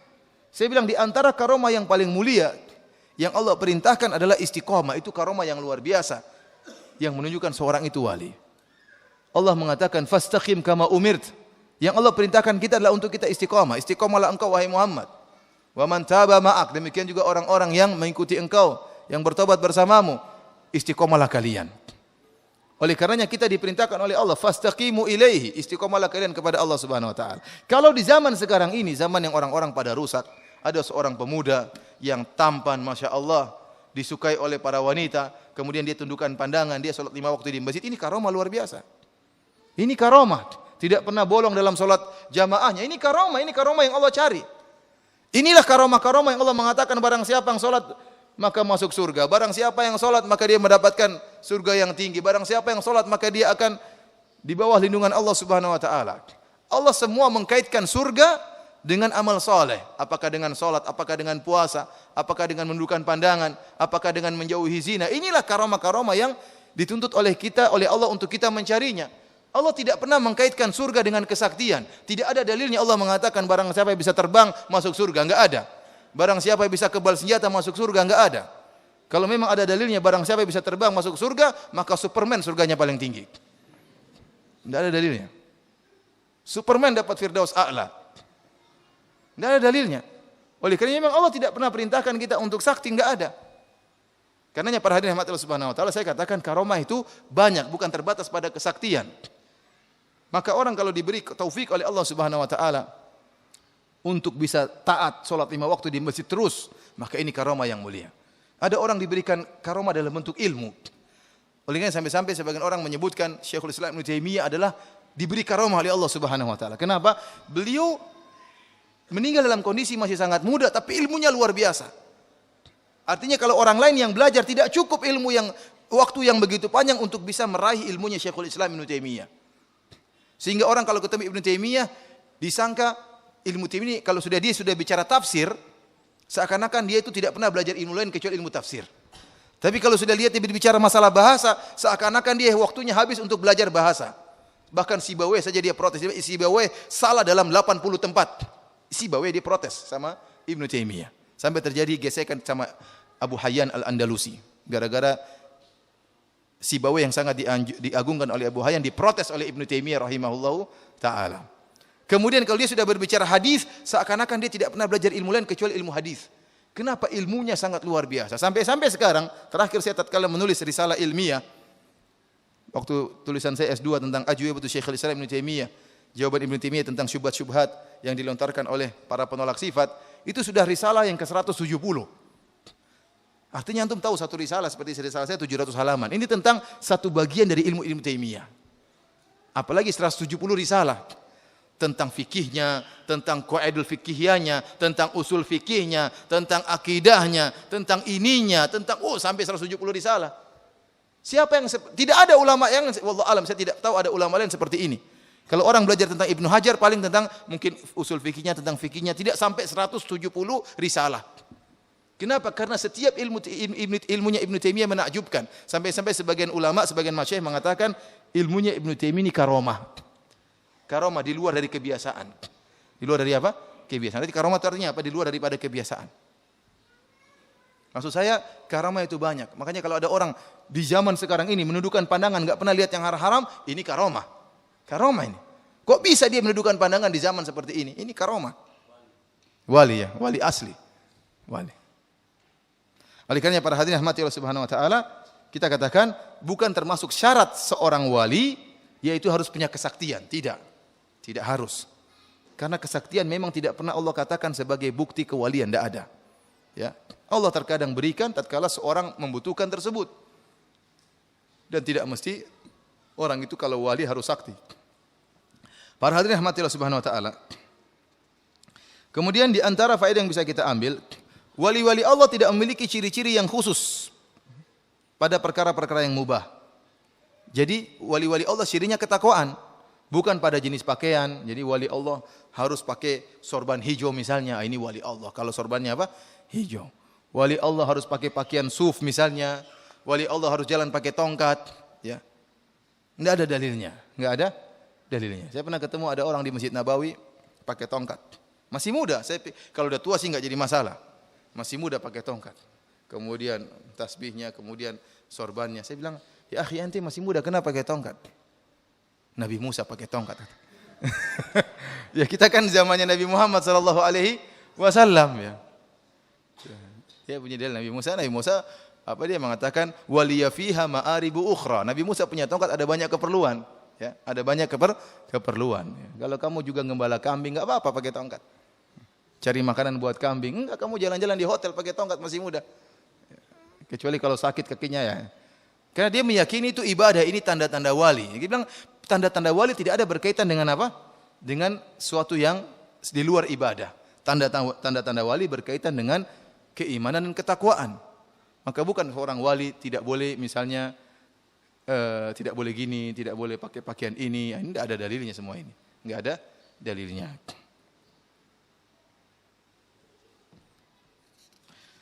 Para hadirin dan hadirat yang dirahmati oleh Allah Subhanahu wa taala. Tadi sebagaimana telah kita jelaskan tentang perkataan Imam Syafi'i dan juga dinyatakan oleh Hafidz Ibnu Hajar bahwasanya keajaiban dan kesaktian ternyata bukan cuma bisa dilakukan oleh orang-orang yang saleh, bahkan bisa dilakukan oleh orang-orang yang ahli batil. Tadi penyihir sakti juga bisa sakti penyihir. Kemudian contohnya lagi dukun juga bisa sakti, bahkan rahib, pendeta juga bisa sakti. Dari situ kita harus bisa bedakan mana kesaktian yang benar-benar karamah dari Allah dan mana kesaktian dari syaitan. Maka pada kesempatan ini saya akan menyebutkan perbedaan antara karamahnya Allah dan kesaktian syaitan. Apa bedanya antara karamah Allah? Kalau kita orang punya kelebihan, ini dia wali atau syaitan, wali Allah atau wali syaitan, maka saya akan sebutkan beberapa perbedaan. Yang pertama para hadirin, karamah para wali disebabkan keimanan dan ketakwaan. Sedangkan keajaiban dan keluar biasaan yang merupakan bantuan syaitan disebabkan hal-hal yang merupakan hal-hal yang terlarang. Oleh karenanya kalau ternyata kesaktian tersebut ya disebabkan perkara-perkara yang disenangi oleh syaitan seperti kesyirikan atau kemaksiatan atau kebid'ahan, maka itu bukan karamah. Maka itu bukan karamah. Misalnya ada orang sakti tapi harus syaratnya harus misalnya mencuri beras, harus mengambil beras curian, maka dia pun sakti. Kemudian dia makan 2 butir beras tapi harus beras curian, maka ini bukan dari Allah tapi dari jin, dari syaitan. Contohnya dengan kebid'ahan, hati-hati. Banyak orang juga dapat karamah dengan kebid'ahan, bukan karamah dari Allah Subhanahu wa taala, dari syaitan. Dan saya pernah mengalami di sini, saya berhadapan dengan seorang orang tersebut sekarang sudah menjadi ustadz ya. Ustadz Masya Allah dikenal, namun saya tidak mau sebutkan namanya, nanti dia malu. Teman saya di Madinah, bukan Ustadz Ahmad Zinun ya, bukan. Nanti kira bukan. Ustadz tersebut pernah bilang sama saya, Firanda tolong ruqyah saya. Dia terganggu, maka saya pun baca Al-Quran. Maka dia pun kepanasan. Saya bilang, kok kenapa ini kepanasan? Saya terganggu. Sejak kapan? Dia bilang dulu, waktu zaman-zaman jahiliyah, dia ingin cewek-cewek suka sama dia. Maka dia pun baca surat Yusuf. Supaya kan Nabi Yusuf kan tampan kan? Supaya dia juga tampan, disukai oleh para wanita. Bayangkan dia baca surat Yusuf dengan niat agar disukai wanita, malah kemasukan jin. Padahal Al-Quran mengusir jin atau tidak? Namun tatkala niat dia adalah bid'ah, salah, malah kemasukan jin. Saya tidak tahu sekarang dia sudah sembuh atau belum. Tapi saya lihat dia sekarang sering berdakwah, alhamdulillah, dan banyak yang hadir pengajiannya. Ya, namun saya tidak enak mau nanya-nanya. Jinmu masih ada atau tidak? Tapi saya dulu ruqyah dia. Artinya bayangkan dia kemasukan jin gara-gara bid'ah. Contohnya lagi, saya pernah menghadapi waktu saya sama Ustaz Abu Sa'ad, kebetulan ada orang yang kemasukan jin, Ustaz Abu Sa'ad ngeruqyah. Orang ini ternyata kemasukan jin gara-gara apa? Gara-gara baca ayat kursi. Ayat kursi yang harusnya mengusir jin, dia baca, ada dalam buku dia baca, barang saya baca ayat kursi dalam waktu 7 hari 7.000 kali, kalau enggak salah 700 kali, saya lupa. Maka akan begini-begini. Ternyata dia baca sampai pada titik terakhir malah kemasukan jin. Kenapa? Karena itu bid'ah yang dia lakukan. Sehingga banyak orang yang punya kesaktian dengan zikir-zikir khusus. Ini zikir-zikir bid'ah ini akan mendatangkan jin. Kalau ada orang tidak sakti gara-gara baca misalnya apa tertentu, yakinlah itu dalam dirinya ada jin. Baca Quran dia akan kepanasan. Makanya saya katakan, kesaktian-kesaktian tersebut terkadang diperoleh dengan kesyirikan, terkadang dengan kemaksiatan, ya, terkadang dengan apa? Kebid'ahan. Ini semua dicintai oleh syaitan dan bisa mendatangkan kesaktian. Adapun karamah yang asli tidak perlu begitu-begitu. Yang penting bertakwa, salat malam, maka tiba-tiba Allah berikan karamah. Yang kedua, di antara perbedaan antara karamah dengan ilmu sihir, karamah tidak bisa dibatalkan dengan bacaan apa saja, tidak bisa dilawan. Adapun kesaktian bisa dibatalkan dengan macam-macam. Oleh karenanya Kalau Allah sudah kasih karomah, tidak ada yang bisa batalkan karomah karena dari Allah Subhanahu wa taala. Tapi kalau ilmu bisa dibatalkan, bisa kalah. Ilmu itu bisa kalah. Makanya saya dulu sering hadir acara akrobat. Misalnya anaknya dimasukkan dalam box, dalam karton, kemudian ditusuk pakai apa? Pedang. Ditusuk, ternyata tidak mati. Namun sebelum dia mengadakan acara tersebut, dia mengatakan kepada para hadirin sekalian, mohon maaf yang punya ilmu, kita tahu saya sedang mencari nafkah, maka tolong jangan ganggu saya. Kenapa dia takut kalau ada yang macam-macam ditikam anaknya mati betulan? Kenapa? Karena ilmu, kalau ilmu tersebut ilmu sihir, maka bisa dibatalkan dengan azan atau dengan ilmu sihir yang lebih sakti. Oleh karenanya antum tatkala terjadi kasus antara kaum muslimin dengan orang-orang Dayak, betapa banyak kaum muslimin yang sakti-sakti sebelum berperang. Pakai mandi kembang lah macam-macam, ternyata kalah juga. Kenapa? Setannya Dayak lebih sakti. Benar. Sampai ada seorang ikhwan lari, saya ketemu dia langsung, dia datang ke Pondok Jamilur Rahman. Dia dulu di UGM Fakultas Kehutanan. Dia datang dengan penuh ketakutan. Saya bilang, "Kenapa?" "Saya ini diangkat sebagai komando peperangan, komandan peperangan oleh orang-orang Dayak." Kenapa? Kata mereka, dalam diri saya banyak aliran raja. Jadi dia kabur, saya enggak mau jadi komandan, tapi dipaksa jadi apa? Komandan. Sampai dia bilang bagaimana ilmu yang, sampai dia sering meruqyah dirinya. Dia sering putar murotal sampai rusak kaset, dia masukkan lagi, tipnya rusak, dirusak sama jin. Sering ada gelegean seperti bau tikus busuk. Jadi jinnya terbakar sedikit demi sedikit. Artinya dia sakti, sampai dia katakan kita bisa mendengar pembicaraan orang-orang tersebut yang musuh kita dengan seperti ada hewan, burung kita kirim, maka kita dengar dia bicara apa.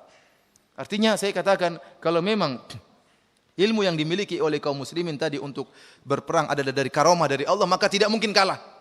Tidak mungkin apa? Kalah. Namun itu bukan dari Allah, dari jin juga. Maka tatkala bertemu dengan jin yang lebih sakti, ya kalah dia. Karena enggak bisa. Sampai saya ketemu dengan saudara-saudara kita yang berjihad dari Ambon, waktu belajar kan waktu itu ada pendidikan para dai, orang-orang Ambon yang berperang didatangkan ke Pondok Jamilur Rahman, kemudian kita ajari. Ya. Mereka cerita bagaimana tatkala kita berperang, tahu-tahu orang-orang kafir itu mengeluarkan cewek-cewek telanjang bulat di depan kita. Kenapa? Karena mereka tahu orang-orang Islam punya ilmu kebal. Namun kalau jinnya lihat cewek telanjang, jinnya kabur semua. Jadi enggak kebal lagi. Benar ini? Jadi begitu mau perang kan kebal, tung kan gini. Oh, ayo gini, orang kafir juga takut ini, kebal. Makanya dikeluarkan cewek-cewek telanjang, sudah enggak kebal lagi, jinnya kabur. Jinnya sampai diketahui oleh orang kafir ilmu-ilmu seperti itu. Oleh karena para hadirin rahmatillah subhanahu, kita katakan kalau itu karomah tidak mungkin dibatalkan dengan apapun. Tetapi kalau itu ilmu sihir atau ilmu dukun, maka bisa gagal dan bisa batal.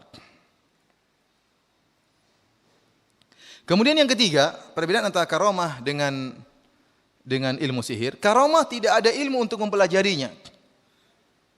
Orang dapat karomah tinggal dia salat, tahu-tahu diberi karomah oleh Allah Subhanahu wa taala. Seperti Khalid bin Walid, tahu-tahu dia minum racun tidak mati. Seperti Sa'ad bin Abi Waqqas, tidak pernah belajar ilmu karomah. Tahu-tahu kemudian tatkala dia hendak menyerang orang-orang kafir, sementara dibatasi oleh lautan, Allah jadikan lautan tersebut seperti tanah sehingga dia bisa naik kuda di atas lautan tersebut. Ini tidak ada ilmu untuk pelajarinya. Tiba-tiba Allah berikan apa? Karomah. Oleh karenanya kalau ada ilmu mencari karomah, harus begini, itu yakin bukan dari Allah Subhanahu wa taala, dari jin. Jadi karomah bukan ilmu baku. Karomah bukan ilmu baku. Karenanya para hadirin rahmatillah subhanahu wa taala, dari sini kita tahu bahwasanya banyak ilmu-ilmu tenaga dalam itu bukan dari Islam, tapi menggunakan jin. Semakin banyak jin dalam tubuhnya, dia semakin sakti, semakin banyak ilmu yang dia miliki. Saya dengar ada ilmu tenaga dalam yang tidak pakai jin. Saya dengar katanya ada, wallahu alam. Tetapi itu jelas bukan karomah, karena orang kafir juga bisa. Orang kafir juga bisa. Karena katanya karomah orang yang beriman. Kalau tenaga dalam, kok orang kafir juga bisa punya tenaga dalam? Ya. Apalagi kita lihat praktek-praktek tenaga dalam tersebut, ya, harus emosi, harus ini, harus macam-macam. Saya bilang kalau tenaga dalam itu dari Islam, itu karomah dari Islam. Harusnya Nabi Muhammad SAW tahu ilmu tersebut. Kita tanya sama mereka, kamu bilang ini ilmu tenaga dalam dari Islam. Nabi tahu enggak? Padahal kebutuhan terhadap tenaga dalam lebih dibutuhkan di zaman Nabi Muhammad SAW tatkala perang masih menggunakan pedang dan anak panah. Kenapa Nabi tidak tahu? Kenapa tidak ada diriwayatkan Abu Bakar kemudian begini-begini depan orang musyrikin, orang ketemu Abu Bakar sakti. Enggak ada yang berani. Tapi mereka perang kemudian meninggal dunia sebagaimana yang lainnya. Kemudian ya ikhwan, saya heran ya. Benar-benar saya heran. Kita ini Indonesia ini banyak sekali yang sakti. Banyak atau tidak? Banyak, ilmu-ilmu banyak. Namun dijajah Belanda 350 tahun. Apa faedahnya kesaktian tersebut? Katanya sakti jagoan, tapi dijajah Belanda 350 tahun nggak bisa apa-apa. Kemudian katanya kita ini orangnya sakti-sakti. Kenapa main bola kalah terus? Padahal kan gampang, tinggal tiup cingkan lagi. Harusnya kan bisa itu. Nggak usah ilmu jauh-jauh, bikin bola itu masuk gawang saja. Masa nggak bisa? Seluruh dukun Indonesia sudah berkumpul. Biar kemudian bolanya yang ditangkap, nyeles ke sini. Harusnya kan bisa, tapi nggak ada yang bisa. Kenapa? Karena setan punya kode etik. Untuk begini-begini nggak bisa dia, oh ini nggak bisa. Pikirnya aneh, buat apa kalau gitu kesaktian-kesaktian tersebut? Buat apa? Buat apa kemudian mandi kembang kalau kemudian waktunya jihad, kemudian tidak jihad? Malah kemudian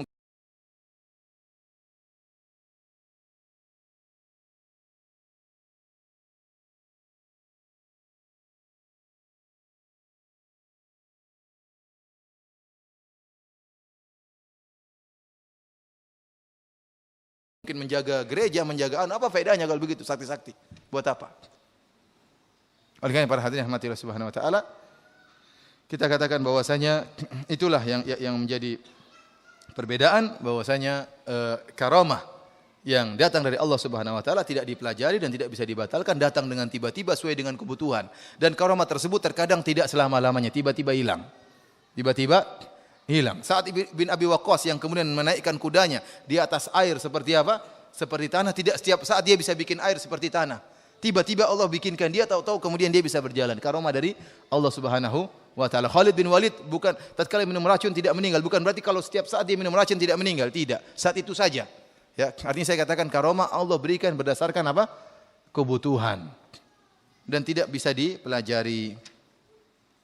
Dari sini para hadirin rahmatillah Subhanahu wa taala, kalau ada orang mengaku sebagai wali atau dianggap wali oleh orang lain, maka mudah kita tinggal ngecek amalan orang ini sebagaimana wasiat Imam Syafi'i. Ya, kata Yunus bin Abdul A'la, qultu li Syafi'i qala Laits bin Sa'ad, idza ra'aita ar-rajula yamshi 'alal ma' fala taqtarru bihi hatta ta'ridu amrahu 'alal kitab wa sunnah. Kata Laits bin Sa'ad, kalau seandainya kau melihat ada orang berjalan di atas air, maka jangan langsung kau percaya sama dia sampai kau timbang amalan dia di atas Al-Quran dan Sunnah. Kata Imam Syafi'i, qassara Laits masih kurang. Hatta idza ra'aitum ar-rajul yamshi 'alal hawa, bahkan meskipun kalian melihat sang lelaki tersebut terbang di udara, fala taktarru bihi, jangan kalian percaya sama dia hatta ta'ridu amalahu aw amrahu 'alal kitab was sunnah, sampai kau timbang perkara dia di atas Al-Quran dan Sunnah. Kita terapkan kaidah Imam Syafi'i ini. Kaidah yang sangat agung. Ada orang dikatakan wali, lihat cek dia. Bagaimana sikap dia dengan hadis-hadis Nabi. Gampangannya antum buka Riyadhus Shalihin. Ini kan hadis-hadis Nabi isinya, Riyadhus Shalihin. Tayyib. Orang ini katanya wali. Tapi dia bilang bahwasanya Inul tidak jadi masalah joget-joget seperti itu. Kita lihat dalam Riyadhus Shalihin, bab boleh joget. Ada enggak dalam Riyadhus Shalihin? Bab boleh joget-joget. Oh, enggak ada. Dari mana seperti kalau gitu? Dia mengatakan Al-Quran kitab porno. Kita lihat dalam Riyadhus Shalihin, ada enggak bab Al-Quran kitab porno? Enggak ada. Terus mana yang sesuai dengan sunnah kalau begitu?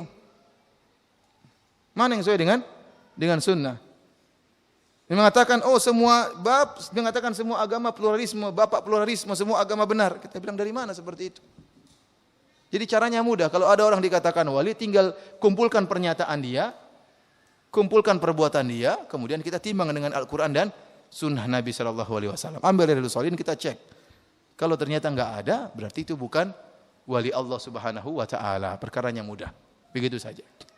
Ini yang maksud saya, itu kajian yang bisa sampaikan pada kesempatan kali ini. Ya, siapapun yang dianggap wali, maka kita tinggal cek perbuatannya dan perkataannya sesuai dengan Al-Quran dan Sunnah atau tidak. Wallahu alam bisawab. Assalamualaikum warahmatullahi wabarakatuh. Waalaikumsalam.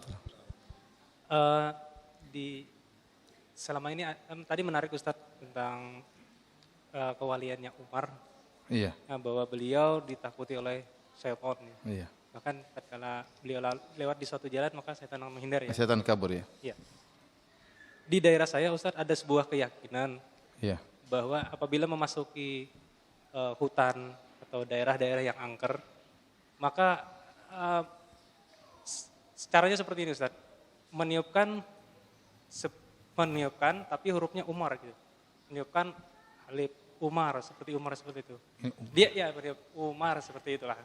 Iya. Dengan syariat itu artinya setan lari dan tidak bisa mendekati dia. Oh begitu. Iya. Mohon nasihatnya Ustadz. Karena banyak sekali saudara-saudara saya masih berkeyakinan seperti Kenapa ini. enggak Muhammad? Nah ya itu dia. Mana yang lebih takut setan? Setan lebih takuti Muhammad atau Umar? Ya. Muhammad sallallahu Mohon alaihi wasallam. nasihatnya Ustadz. Iya. Ya jelas kita kata itu adalah bid'ah yang tidak setan tidak benar ya, bahwasanya cara mengusir setan dengan mengatakan Umar, enggak ada. Enggak ada, itu enggak benar ya. Justru kalau jangan-jangan saya khawatir itu keinginan setan ya. Jadi kita tunduk dengan apa? Seperti orang lewat katanya kalau kamu enggak nanti kamu diganggu. Sehingga terkadang lewat ada orang seperti itu kan, atau dia melihat mobil dia harus bel. Tit tit. Kalau enggak bel nanti dia bakalan celaka. Ini salah satu bentuk ketundukan terhadap apa? Syaitan. Allah telah mengajarkan, Rasulullah SAW telah mengajarkan kalau kita masuk dalam tempat kita mengatakan a'udzu bikalimatillahi tammati min syarri ma khalaq. Berdoa, a'udzubillahi minasyaitonir rajim, kemudian bismillah jalan. Bukan mengatakan Umar, enggak ada. Umar, Muhammad, masih belum lari lagi. Allah, baru lari. Itu enggak benar, itu khurafat dan belum tentu ada setannya. Ya. Belum tentu ada setannya. Setan itu sebenarnya takut sama manusia. Ya. Ya. Tetapi setan menjadi besar kepala tatkala tahu kita takut sama apa? Sama setan. Kalau orang beriman dan bertakwa kepada Allah, maka setan akan takut. Bagaimana tidak? Dia berlindung dengan ayat-ayat Allah. Setan takut terbakar, resiko dia terbakar kalau kita bacakan ayat kursi. Dia ingin menggoda, tapi kalau dia tahu kita baca ayat kursi, dia juga resikonya dia terbakar. Namun anehnya kalau kita di Arab Saudi, coba antum tanya Ustaz Ahmad Zainuddin, kita tidak pernah dengar namanya orang lewat pohon kemasukan, enggak ada di sana. Ya. Kemudian jalan di tengah jalan misalnya, kemudian kerasukan jin di padang pasir, enggak ada dan tidak ada rasa takut sama sekali. Di sana enggak ada namanya merinding. Saya tidak pernah merinding di mana? Di Arab Saudi, subhanallah. Kenapa? Karena di sana dikumandangkan azan di mana-mana. Orang-orang lewat kuburan tidak ada yang pernah takut. Justru kita kalau lihat kuburan ingat akhirat, benar sesuai dengan wasiat Nabi bahwasanya kita mengunjungi kuburan, ziarah kuburan untuk ingat kematian. Beda kalau Indonesia, orang ke kuburan bukan ingat kematian, ingatnya gondruwo. Ingatnya setan. Dan benar-benar itu dimanfaatkan oleh setan. Sehingga orang-orang jadi takut setan. Baru masuk kamar mandi takut. Kenapa? Aduh takut. Bukan takut sama kecoak, takut sama setan. Kamar mandinya dibuka ya, jangan dibuka dikit. Takut sama setan. Kenapa? Terlalu banyak tontonan. Tontonan uka-uka, gentayangan, masih ada enggak itu tontonan itu? Sudah enggak ada ya? Penangkap jin, ternyata dukun palsu ya, macam-macam. Kemudian nonton film-film ya. Jadi orang kalau sudah masuk ke kuburan, jadi benar-benar kemudian jin diagungkan di tanah air kita. Seperti tadi kan bentuk ngebel, ini kan bentuk pengagungan terhadap jin. Jin senang seperti itu. Belum lagi nyembelih untuk jin. Bagaimana jin tidak besar kepala mendapati kekuasaan dia di tanah air kita. Beda kalau di tempat kita di kumandangkan azan di mana-mana pengajian tauhid, jin akan menyingkir dengan sendirinya, jin-jin setan akan menyingkir dengan sendirinya. Mereka tidak akan bisa ganggu. Tapi tatkala kita agungkan mereka menjadi kepala besar. Seorang sampai kalau kita ke kuburan ketakutan tadi. Kita bukan ingat mati tapi terutama kalau malam hari. Khawatir ada asap keluar. Waduh ngeri. Waduh. Jangan-jangan mak lampir, jangan-jangan sundel bolong, ternyata yang keluar si manis jembatan Ancol. Karena para hadirin yang Subhanahu wa taala, saya katakan itu tidak boleh, tidak ada dalilnya bahwa Umar. Belum tentu ada setannya. Rasulullah telah mengajarkan dengan ajaran yang baik, dengan doa-doa, ngapain kita bilang Umar? Secara logika kita bilang Muhammad lebih utama, lebih sakti. Ustaz, bagaimana kalau terlanjur dulu pernah ikut tenaga dalam? Apakah dalam badan orang tersebut masih ada jinnya? Bagaimana cara membuang ilmu tersebut? Dan bagaimana cara membentengi diri dari hal yang dilarang oleh ajaran agama? Ada seorang pernah sangat saking saktinya dia bisa mengobati orang dari jarak jauh. Dengan zikir-zikir dia dapat ilmu tersebut dengan zikir-zikir bid'ah. Maka kalian telepon dia ngomong orang sana bisa sembuh. Luar biasa ilmunya. Ternyata di waktu di ruqyah dia kemasukan, baru dia sadar sekarang dia ngaji. Ternyata selama ini ilmunya apa? Dia sangka dari Allah. Kenapa? Karena melalui proses-proses zikir-zikir tertentu, salat-salat tertentu, ternyata bid'ah semua. Akhirnya dia sakti, ternyata di ruqyah ada jinnya, dia baru sadar ternyata bukan dari Allah Subhanahu wa taala. Tetapi saya katakan kalau orang dahulu pernah ikut tenaga dalam, kemudian ternyata dia tidak terganggu, artinya tidak wajib mengeluarkan jin dari tubuhnya. Terutama kalau dalam kondisi dia tidak terganggu dalam ibadahnya, ya. Dia tetap rajin saja banyak beribadah, mudah-mudahan jinnya masuk Islam kemudian keluar. Atau jinnya tidak betah akhirnya keluar. Jadi dia perbanyak salat, perbanyak zikir pagi petang, perbanyak zikir terutama baca ayat kursi, baca sebelum tidur baca zikir. Tidak harus dia mesti mengeluarkan jin dari tubuhnya terutama jika dia tidak terganggu. Wallahu a'lam bishawab. Apakah cerita-cerita tentang karamah kesaktian Syekh Abdul Qadir Jailani itu benar-benar adanya? Apakah Syekh itu seorang wali? Kita meyakini seperti Syekh Abdul Qadir Jailani insyaallah termasuk wali dari wali-wali Allah dan dia seorang ulama ya. Di antara para ulama ahlu sunnah dan dia punya buku-buku yang terkenal ya. Akan tapi cerita-cerita yang berlebihan tentang Syekh Abdul Qadir Jailani, maka kita bilang mana sanadnya? Mana ceritanya? Ya. Karena cerita-cerita tersebut saya katakan cerita-cerita itu belum tentu benar. Terlalu banyak cerita-cerita tentang Wali Songo yang belum tentu benar, enggak ada sanadnya. Enggak ada sanadnya. Seperti Syekh Abdul Qadir Jailani disebutkan ada seorang wanita anaknya meninggal dunia, maka dia sedih sekali. Laporkan kepada Syekh Abdul Qadir Jailani, "Syekh, anak saya meninggal dunia." Maka Syekh bilang, "Tunggu." Maka Syekh pun mengejar malaikat maut, dikejar. Suruh berhenti. Akhirnya dia bawa keranjang roh waktu itu ya. Bawa keranjang apa? Ruh. Akhirnya entah bagaimana ceritanya keranjang ruhnya tumpah, akhirnya anak tadi hidup, yang lain juga ikut hidup. Ini kan konyol seperti ini. Nabi Muhammad saja enggak bisa nolak. Datang malaikat maut waktunya meninggal. Ini Syekh Abdul Qadir Jalil menghentikan malaikat maut suruh mengembalikan mayat. Ya ini enggak mengembalikan ruh. Ini enggak benar sampai terlalu berlebihan seperti ini sudah masuk kepada ranah tauhid rububiyah. Seakan-akan mengatur alam semesta, seakan-akan mengatur hidup dan mati. Ini kesyirikan seperti ini. Artinya apa? Orang tidak boleh mati kalau tidak sesuai dengan kehendak dia. Ini enggak benar seperti ini. Maka saya katakan, adapun cerita-cerita tentang beliau, Allah alam bisawab, mungkin beliau punya karomah-karomah, ya mungkin. Tapi kita akan tidak menilai kecuali dengan ada sanadnya. Kalau ada sanadnya cerita tersebut dengan sanad yang sahih, bisa dipertanggungjawabkan. Ya. Tapi adapun cerita-cerita berlebihan seperti tadi, maka tentunya tidak benar.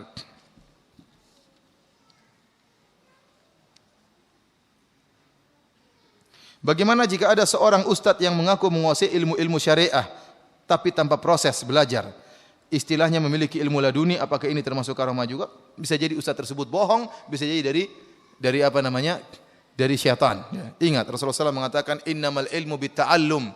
Ilmu itu diperoleh dengan apa? Belajar. Kalau begitu caranya buat apa Rasulullah SAW mengatakan man salaka tariqan yaltamisu fihi ilman sahalallahu lahu bihi tariqan ilal jannah. Barang siapa yang menempuh jalan untuk tuntut ilmu, maka Allah mudahkan jalan. Hadis ini buang aja. Enggak usah jalan-jalan, diam aja di rumah tahu-tahu punya ilmu. Kalau begitu kenapa dulu Imam Bukhari bodoh sekali jalan bersafar jauh-jauh cari ilmu hadis? Tunggu saja karomah ilmu laduni maka dia akan punya ilmu. Ngapain kemudian harus mengeluarkan harta yang banyak, berjalan dengan penuh kelaparan mencari ilmu? Kenapa dulu para sahabat juga setengah mati cari ilmu, harus bersafar sampai 1 bulan untuk mencari satu hadis Nabi SAW, sementara orang ini tinggal diam di rumah tahu-tahu punya ilmu syar'i. Saya ingin tahu orang tersebut datang, kita ingin tes ilmu syar'inya yang katanya tidak pernah belajar. Saya yakin dia pendusta atau ilmu yang dapat memang ada jin yang agak pintar masuk dalam otaknya. Iya. Tidak benar, dari mana ceritanya seperti itu? Mana sejarahnya Imam Syafi'i kalau gitu? Imam Syafi'i dulu ngapain suruh belajar? Ngapain Imam Syafi'i suruh begadang? Kalau memang ilmu itu tidak perlu belajar, tahu-tahu bisa apa? Bisa berilmu. Ulama siapa yang pernah seperti itu dalam sejarah? Yang ada cuma katanya-katanya doang. Semuanya ilmu, semua ulama sejarahnya belajar semuanya. Kenapa Imam Zahabi menulis Syiar A'lam Nubala? Semuanya ulama, isinya semuanya belajar. Tidak ada yang ilmu laduni. Oleh karenanya ini kalam batil. Ustaz tersebut yang ngaku punya ilmu laduni suruh datang ke sini. Kita ingin tes dia. Ilmunya sejauh mana? Pertama kita ruqyah dulu, cek dulu. Jangan-jangan ada jinnya. Kalau enggak ada baru kita tes.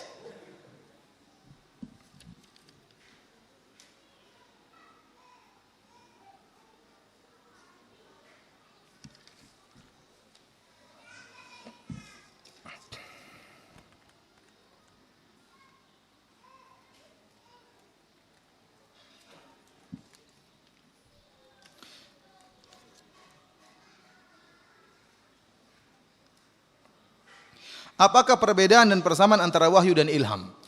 Ilham seperti firasat, kalau wahyu pasti. Oleh karenanya di antara dalil bahwasanya Nabi Khadir adalah nabi, kenapa Nabi Khadir berani membunuh anak? Hatta idza laqiya gulaman faqatalah. Qala aqatalta nafsan zakiyatan bighairi nafsin laqad ji'ta syai'an nukra. Nabi Khadir tatkala jalan Nabi Musa ketemu anak lagi main-main sama orang, maka Nabi Khadir mendatangi anak tersebut, lehernya dipelintiri oleh siapa? Nabi Khadir. Kalau firasat enggak boleh. Enggak boleh orang firasat dengan firasatnya, anak ini jangan-jangan besar jadi jahat, sekarang saya bunuh saja. Dalilnya apa? Nabi Khadir. Kesepakatan ulama enggak boleh. Firasat enggak boleh dilakukan untuk melakukan yang suatu yang haram. Ini menunjukkan itu wahyu. Jadi wahyu pasti, kalau firasat belum tentu apa? Pasti. Perasaan seakan-akan ada sesuatu yang mengiring kita, tapi kita kerjakan. Namun tidak boleh kita menempuh yang haram. Tapi kalau wahyu pasti jelas dari Allah Subhanahu wa taala. Oleh karenanya firasat orang mukmin biasanya benar, namun tidak mesti benar terus. Terkadang apa? Salah. Itu bedanya antara wahyu dengan apa? Firasat. Kalau wahyu pasti benar dan pasti dari Allah, dan kalau firasat terkadang benar, terkadang keliru.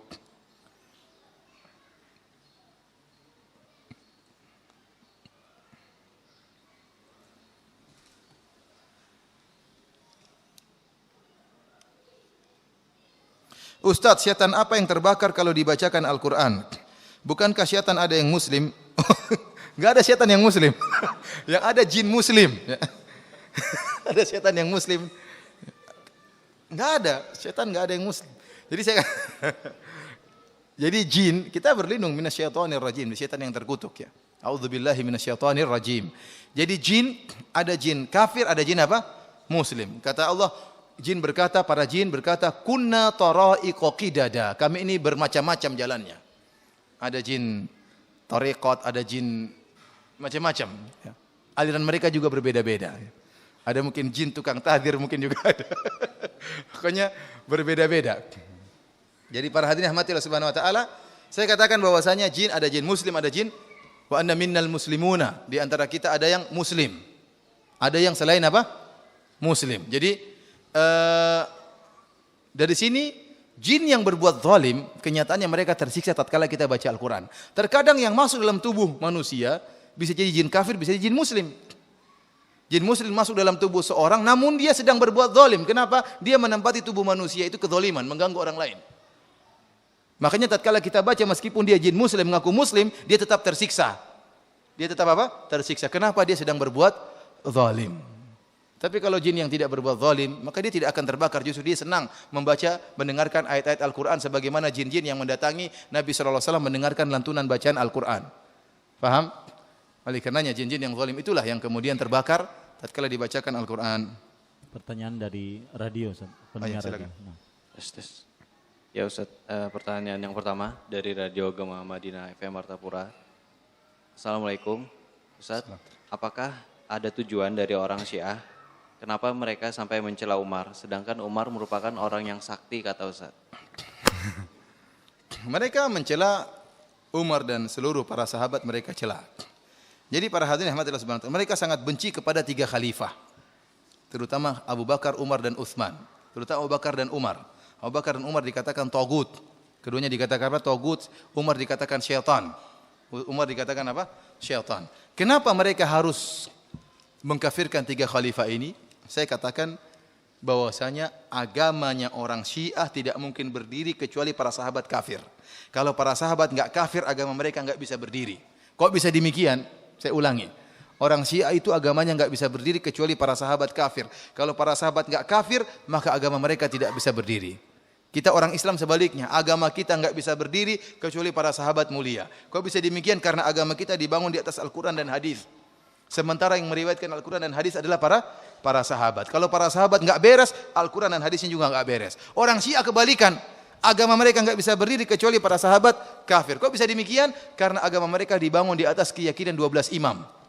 Dan imam pertama adalah Ali bin Abi Thalib menurut keyakinan mereka. Barang siapa yang meyakini ada imam yang sah sebelum Ali bin Abi Thalib, maka membuyarkan agama imam 12. Berarti imamnya bukan 12. Berarti imam pertama Abu Bakar, imam kedua siapa?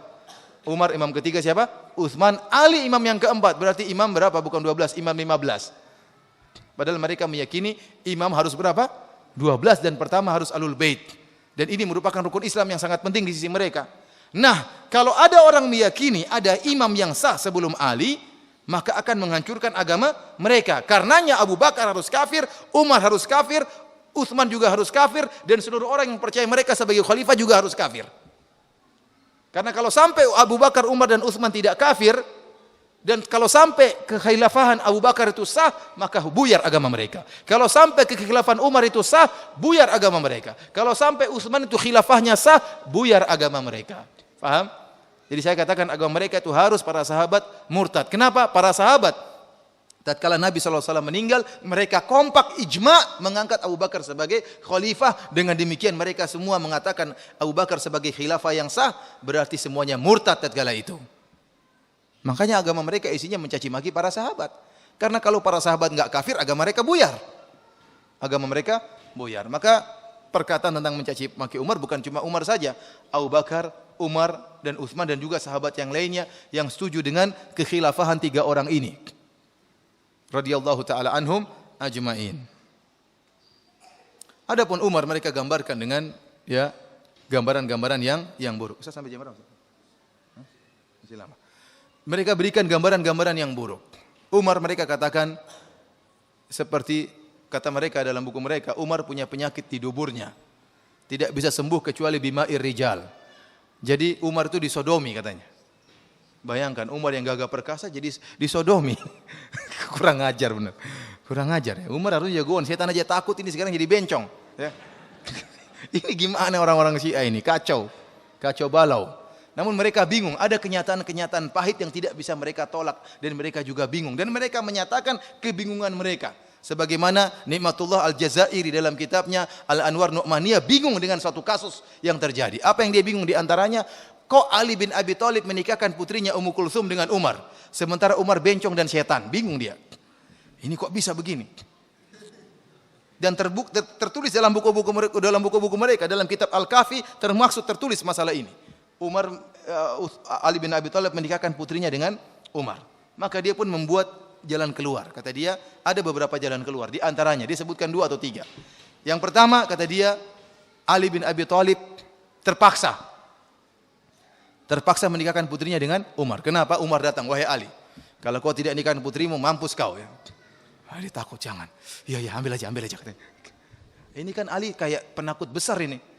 Padahal kenapa Ali mesti takut sama Umar? Ali pengikutnya lebih banyak, Bani Hashim lebih banyak daripada kerabatnya Umar. Jadi Ali yang begitu hebat, yang begitu jagoan, yang rela tidur di kasurnya Nabi tatkala Nabi berhijrah, siap mati, ternyata takut sama Umar. Dan demikianlah Ali digambarkan selalu penakut karena mereka menghadapi kenyataan pahit yang tidak bisa mereka pungkiri. Katanya Ali takut. Akhirnya, ya udah ambil aja anakku daripada kita mampus, ambil. Ini. Yang kedua kata mereka, kata Nikmatullah Al-Jazairi, kenapa Ali menikahkan putrinya dengan Umar? Sebenarnya bukan Ummu Kulsum yang dinikahkan.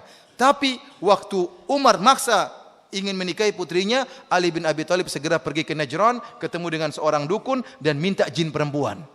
Jinniyah. Yang wajahnya mirip dengan Ummu Kulsum. Maka jin itulah yang menikah dengan siapa? Umar. Ini kan menghina Ali, berarti Ali percaya sama dukun. Kemudian yang kedua, bukan. Dari hasil ini pertama Ali berarti percaya sama dukun. Bantahan yang kedua, kalau memang itu yang nikah dengan Umar adalah jin perempuan, kok punya anak namanya Zaid bin Umar? Apa ada pernah kasus laki-laki menikah dengan jin perempuan punya anak? Ada pernah nggak dalam dunia ini, ada nggak? Nggak ada. Oleh karenanya, dan ini termaktub dalam buku-buku mereka, dalam kitab Al-Kafi disebutkan Zaid bin Umar.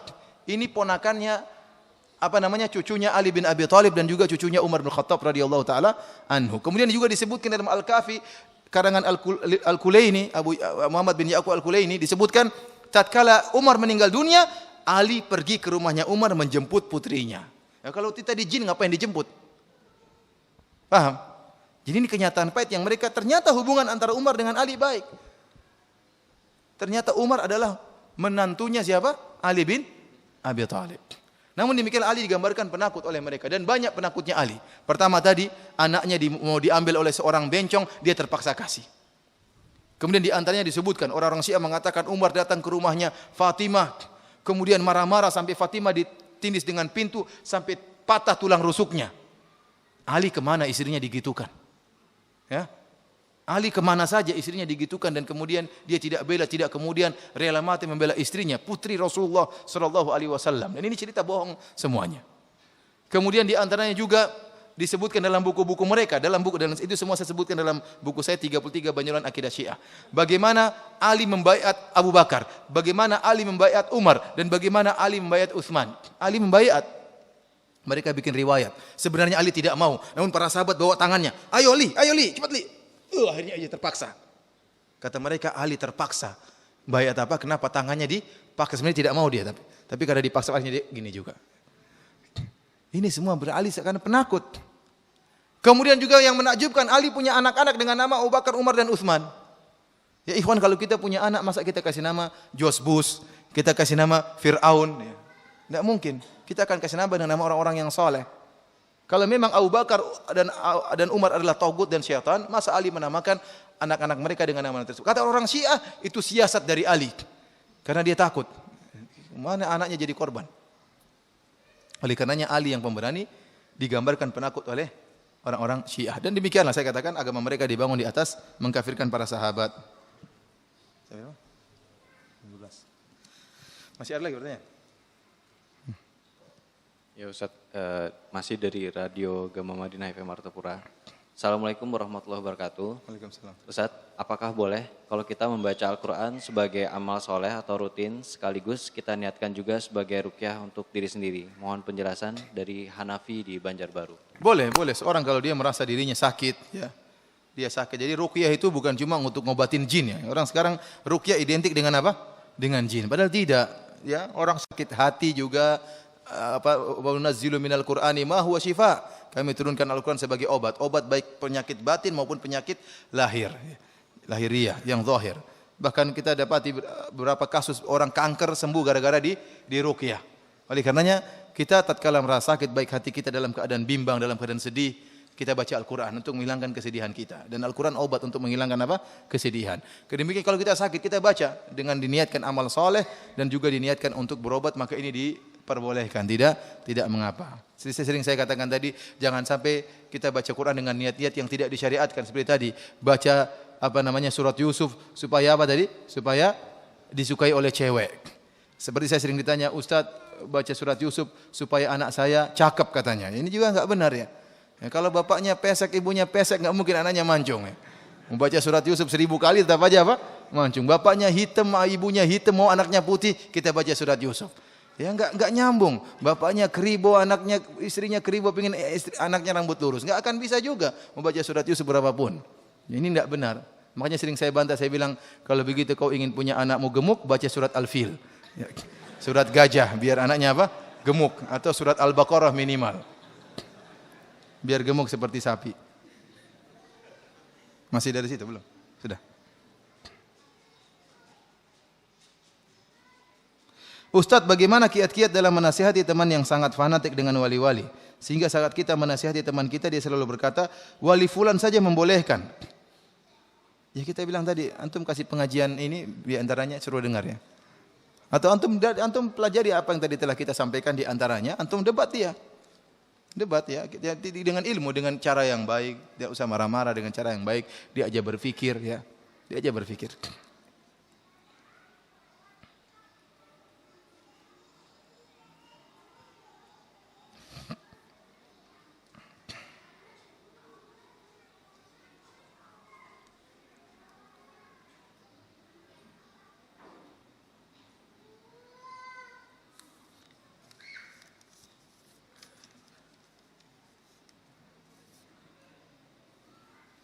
Apakah ada gelar wali dari golongan wanita? Waliyah ya.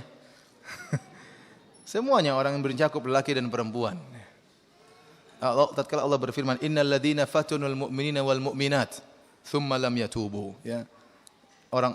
Sesungguhnya orang-orang yang telah menyiksa, membakar kaum mukminat, kaum mukminin, kaum mukminat. Kata Hasan Al-Basri, qatalu auliya Allah. Mereka membunuh wali-wali Allah. Mencakup wali laki-laki maupun wali-wali apa? Perempuan ya. Semua orang bisa jadi wali dengan iman dan takwa. Namun wali bertingkat-tingkat.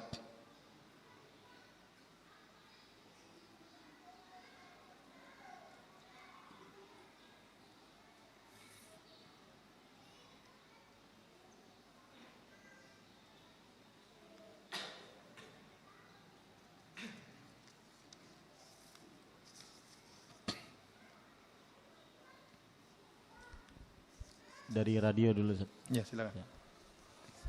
Ya Ustadz, pertanyaan dari Radio Gema Madinah FM Martapura. Assalamualaikum Ustadz, apa benar katanya wali mempunyai kelebihan sebelum meninggal 40 hari sebelumnya sudah tahu dia ingin meninggal atau mempunyai ilmu khasab yang tidak diketahui oleh orang lain? Enggak benar itu. Lihat Ali bin Abi Thalib tidak tahu kapan dia meninggal. Husain bin Abi Thalib tahu enggak kapan dia meninggal? Makanya dia pergi Karbala, tahu dia dibunuh di sana, dia tidak tahu. Hasan meninggal diracun juga tidak tahu kapan dia meninggal. Ya. Kata Allah Subhanahu wa taala dalam Al-Qur'an, dalam surat Luqman, "Wa ma tadri nafsum madza taksibu ghada, wa ma tadri nafsun bi ayyi ardin tamut."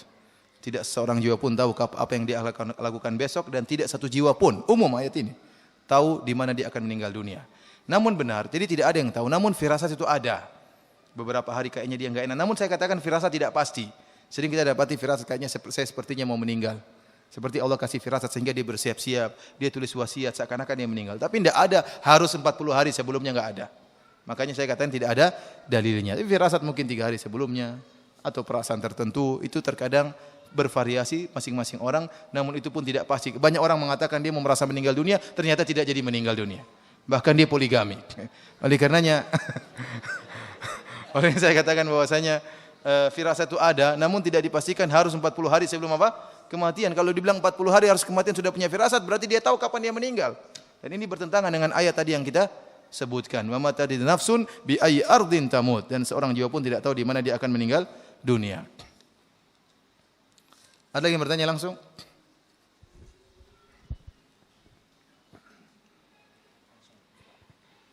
Assalamualaikum warahmatullahi wabarakatuh. Waalaikumsalam warahmatullahi wabarakatuh. Mohon pendapat Pak Ustadz, ketika di masyarakat itu ditemukan umpamanya jenazah yang sudah dikubur berpuluh-puluh tahun itu kain kafannya itu tidak usang malah tidak hancur, masih putih bersih.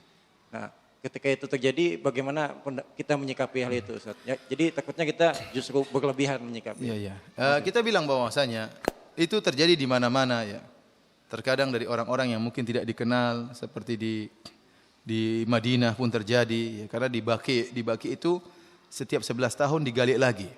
Ini terkadang ada orang-orang yang soleh yang kemudian masih utuh jasadnya ya. Allah jaga. Kita bilang itu tanda baik namun tidak bisa dipastikan ya. Ada yang berusaha mengatakan oh itu karena unsur-unsur tanah yang membuatkan dia seperti itu, kita enggak tahu, tapi yang jelas kita katakan dalil yang mengatakan bahwasanya jasad yang terjaga cuma para nabi. Selain para nabi mungkin terjaga, mungkin tidak. Bukan berarti kita buka jadi tulang berarti ini orang fasik, enggak. Enggak mesti seperti itu ya. Tidak mesti. Oleh karenanya yang dalil pasti cuma apa? Cuma nabi. Adapun selain nabi terkadang Allah jaga, terkadang tidak Allah jaga. Sebagaimana syuhada Uhud yang sempat terjadi longsor di Uhud, ternyata didapati jasadnya masih segar dan darahnya masih segar.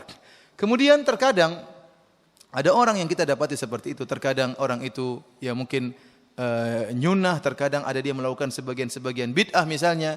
Kita katakan bahwasanya seorang nilainya di sisi Allah Subhanahu wa taala. Bisa jadi dia melakukan misalnya acara-acara bid'ah tertentu dan ternyata dia tidak tahu hukumnya. Bukankah orang seperti itu uzur, dapat uzur?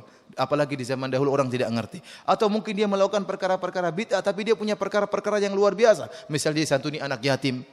Misalnya dia hafal Quran. Misalnya dia suka salat malam yang sunah-sunah yang jelas dia kerjakan. Maka kemudian Allah jaga jasadnya, artinya kesalahan dia ini tidak ada dibandingkan dengan kebaikannya yang banyak. Akan intinya semuanya kembali kepada Al-Quran dan Sunnah. Karena sebagian orang mengatakan lihat orang ini dulu selama hidupnya dia mungkin sering melakukan satu bid'ah tertentu. Toh jasadnya terjaga. Kita bilang di Mekah juga banyak orang seperti itu. Di Madinah juga orang-orang yang tidak pernah begitu juga dijaga jasadnya oleh Allah Subhanahu wa taala. Oleh karenanya kembali kepada tetap Al-Quran dan Sunnah. Wallahu a'lam bishawab. Langsung Ustaz. Assalamualaikum warahmatullahi wabarakatuh. Waalaikumsalam. Saya pernah berdiskusi tentang teman saya itu dia mengikut suatu kajian dan ulama tempat dia mengaji itu bahwa ulamanya bilang bahwa gurunya itu bisa bertemu dengan Rasulullah, bahkan bisa mendapat ilmu dari Rasulullah. Langsung dapat ilmu dari Rasulullah. Iya. Nah, tidur apa nyata? Nyata katanya. Oh nyata. Nah, jadi kita memberikan pemahaman, cuman dia ulama tersebut kan banyak memiliki jamaah yang sampai ribuan dan itu sangat ditaklik sama ini. Bagaimana kita mensikapinya? Terima kasih. Kita bilang secara logika saja, seorang terkadang kalau bisa didalil, ya kita bilang logikanya, para sahabat lebih mulia daripada orang-orang sekarang, iya atau tidak? Para sahabat dipuji langsung dalam Al-Quran, para sahabat dipuji langsung oleh Nabi SAW, dijamin masuk surga.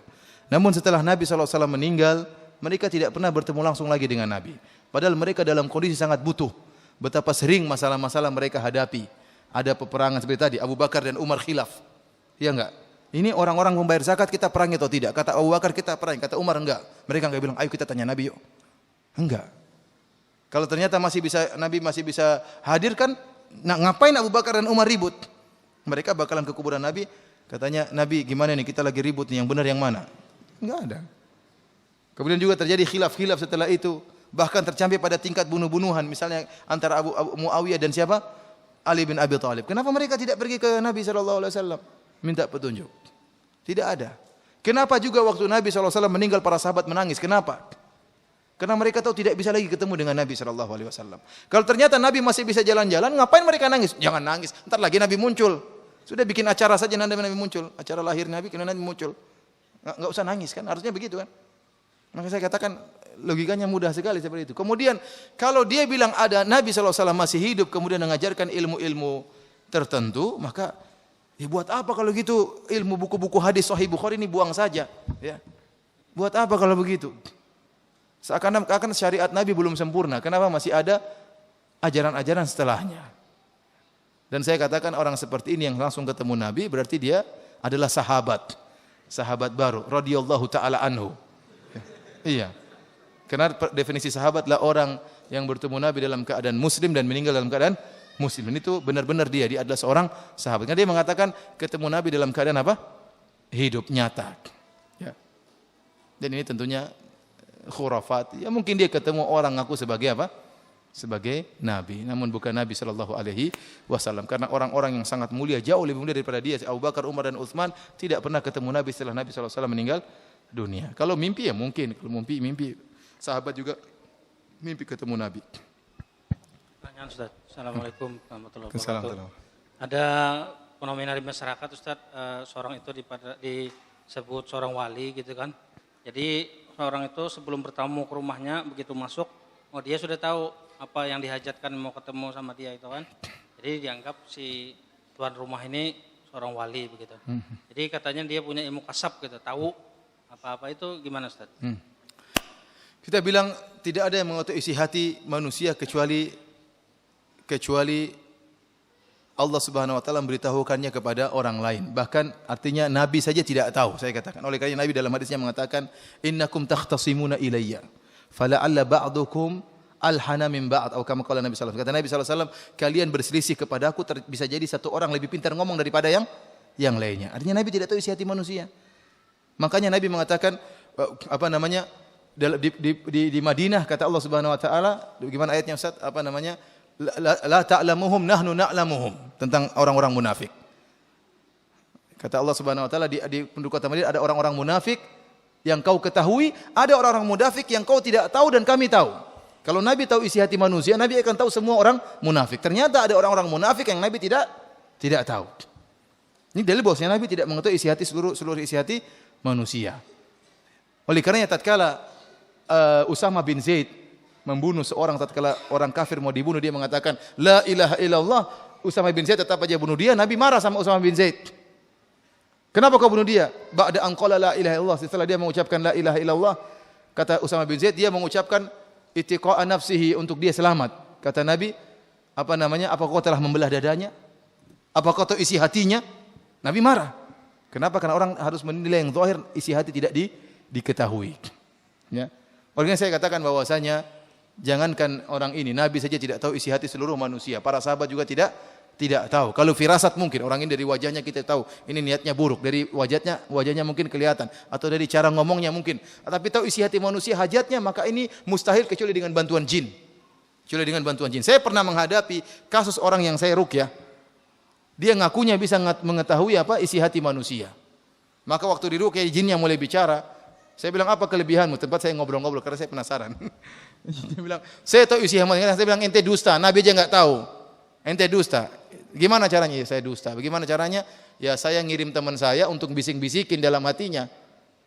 Jadi jin yang lain dikirim, bisik-bisikin ke hati temannya. Sehingga akhirnya dia pun bisa tebak isi hati orang lain. Allah alam bisawab, kita nggak tahu ya. Tapi yang jelas saya katakan mengetahui isi hati orang lain itu bukan tidak benar itu.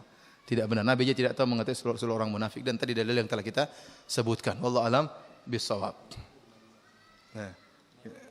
Min ahlil Madinah maradu 'alan nifaq la ta'lamuhum nahnu na'lamuhum. Itu. Orang-orang munafik ada yang Nabi tahu, Nabi tidak tahu. Ada orang munafik yang Nabi tidak tahu dan cuma Allah yang tahu. Surat apa Ustaz? Surat At-Taubah ayat 101. Antum bukan nanti. Surat At-Taubah ayat 101.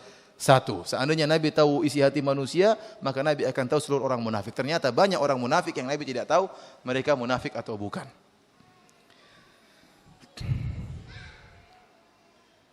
Sudah atau belum?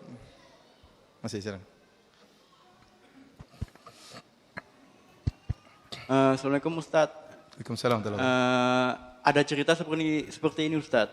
Ada seorang yang tidak sholat, tidak puasa, tetapi dia itu menolong seorang wali. Terus itu wali itu bilang, kamu akan ketemu aku dalam mimpi. Dan dia cerita. Kalau kamu apa? Kamu akan ketemu aku dalam mimpi. Nah, terus itu yang orang tidak sholat itu dia bermimpi dan isinya itu dia bertemu dengan orang itu. Terus dibilang gini, kamu itu adalah dari keturunanku.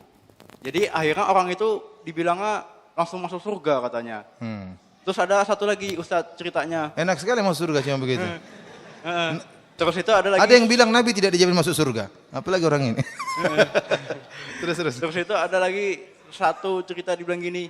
Itu cerita-cerita mana sanatnya? Bingung saya. Terus itu. Kalau cerita saya bisa juga. Dulu kakek saya Superman. Percaya atau tidak?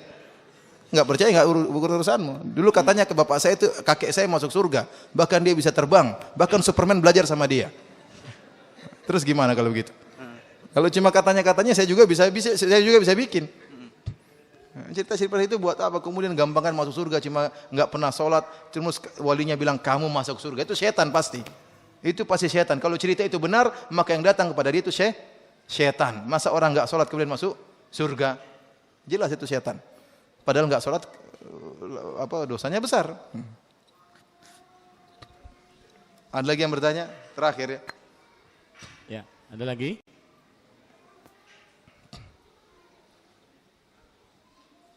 Gitu. Dari radio ada.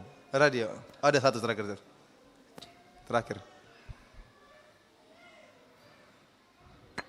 Terima kasih Ustadz. Ya. Yang mau saya tanyakan Pak Ustadz, di tempat saya ada kejadian ini ketika ada kehilangan suatu barang.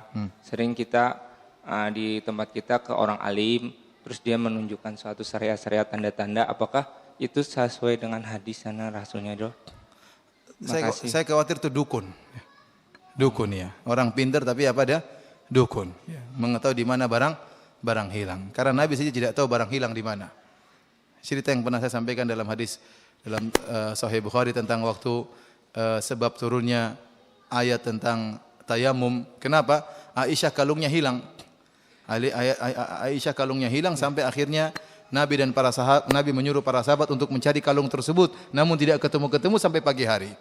Ternyata kalungnya ditindih sama ontanya. Ya, begitu ontanya berdiri baru ketahuan di manakah kalungnya. Masa semuanya tidak ada yang tahu? Nabi pun tidak tahu. Nah, ini dia tahu barang hilang di mana. Saya yakin bekerja sama dengan jin. Dengan jin. Ya. Wallahu alam bisawab. Demikian saja mungkin Ustaz yang bisa saya sampaikan. Kurang lebihnya saya mohon maaf. Wallahu ta'ala alam bisawab.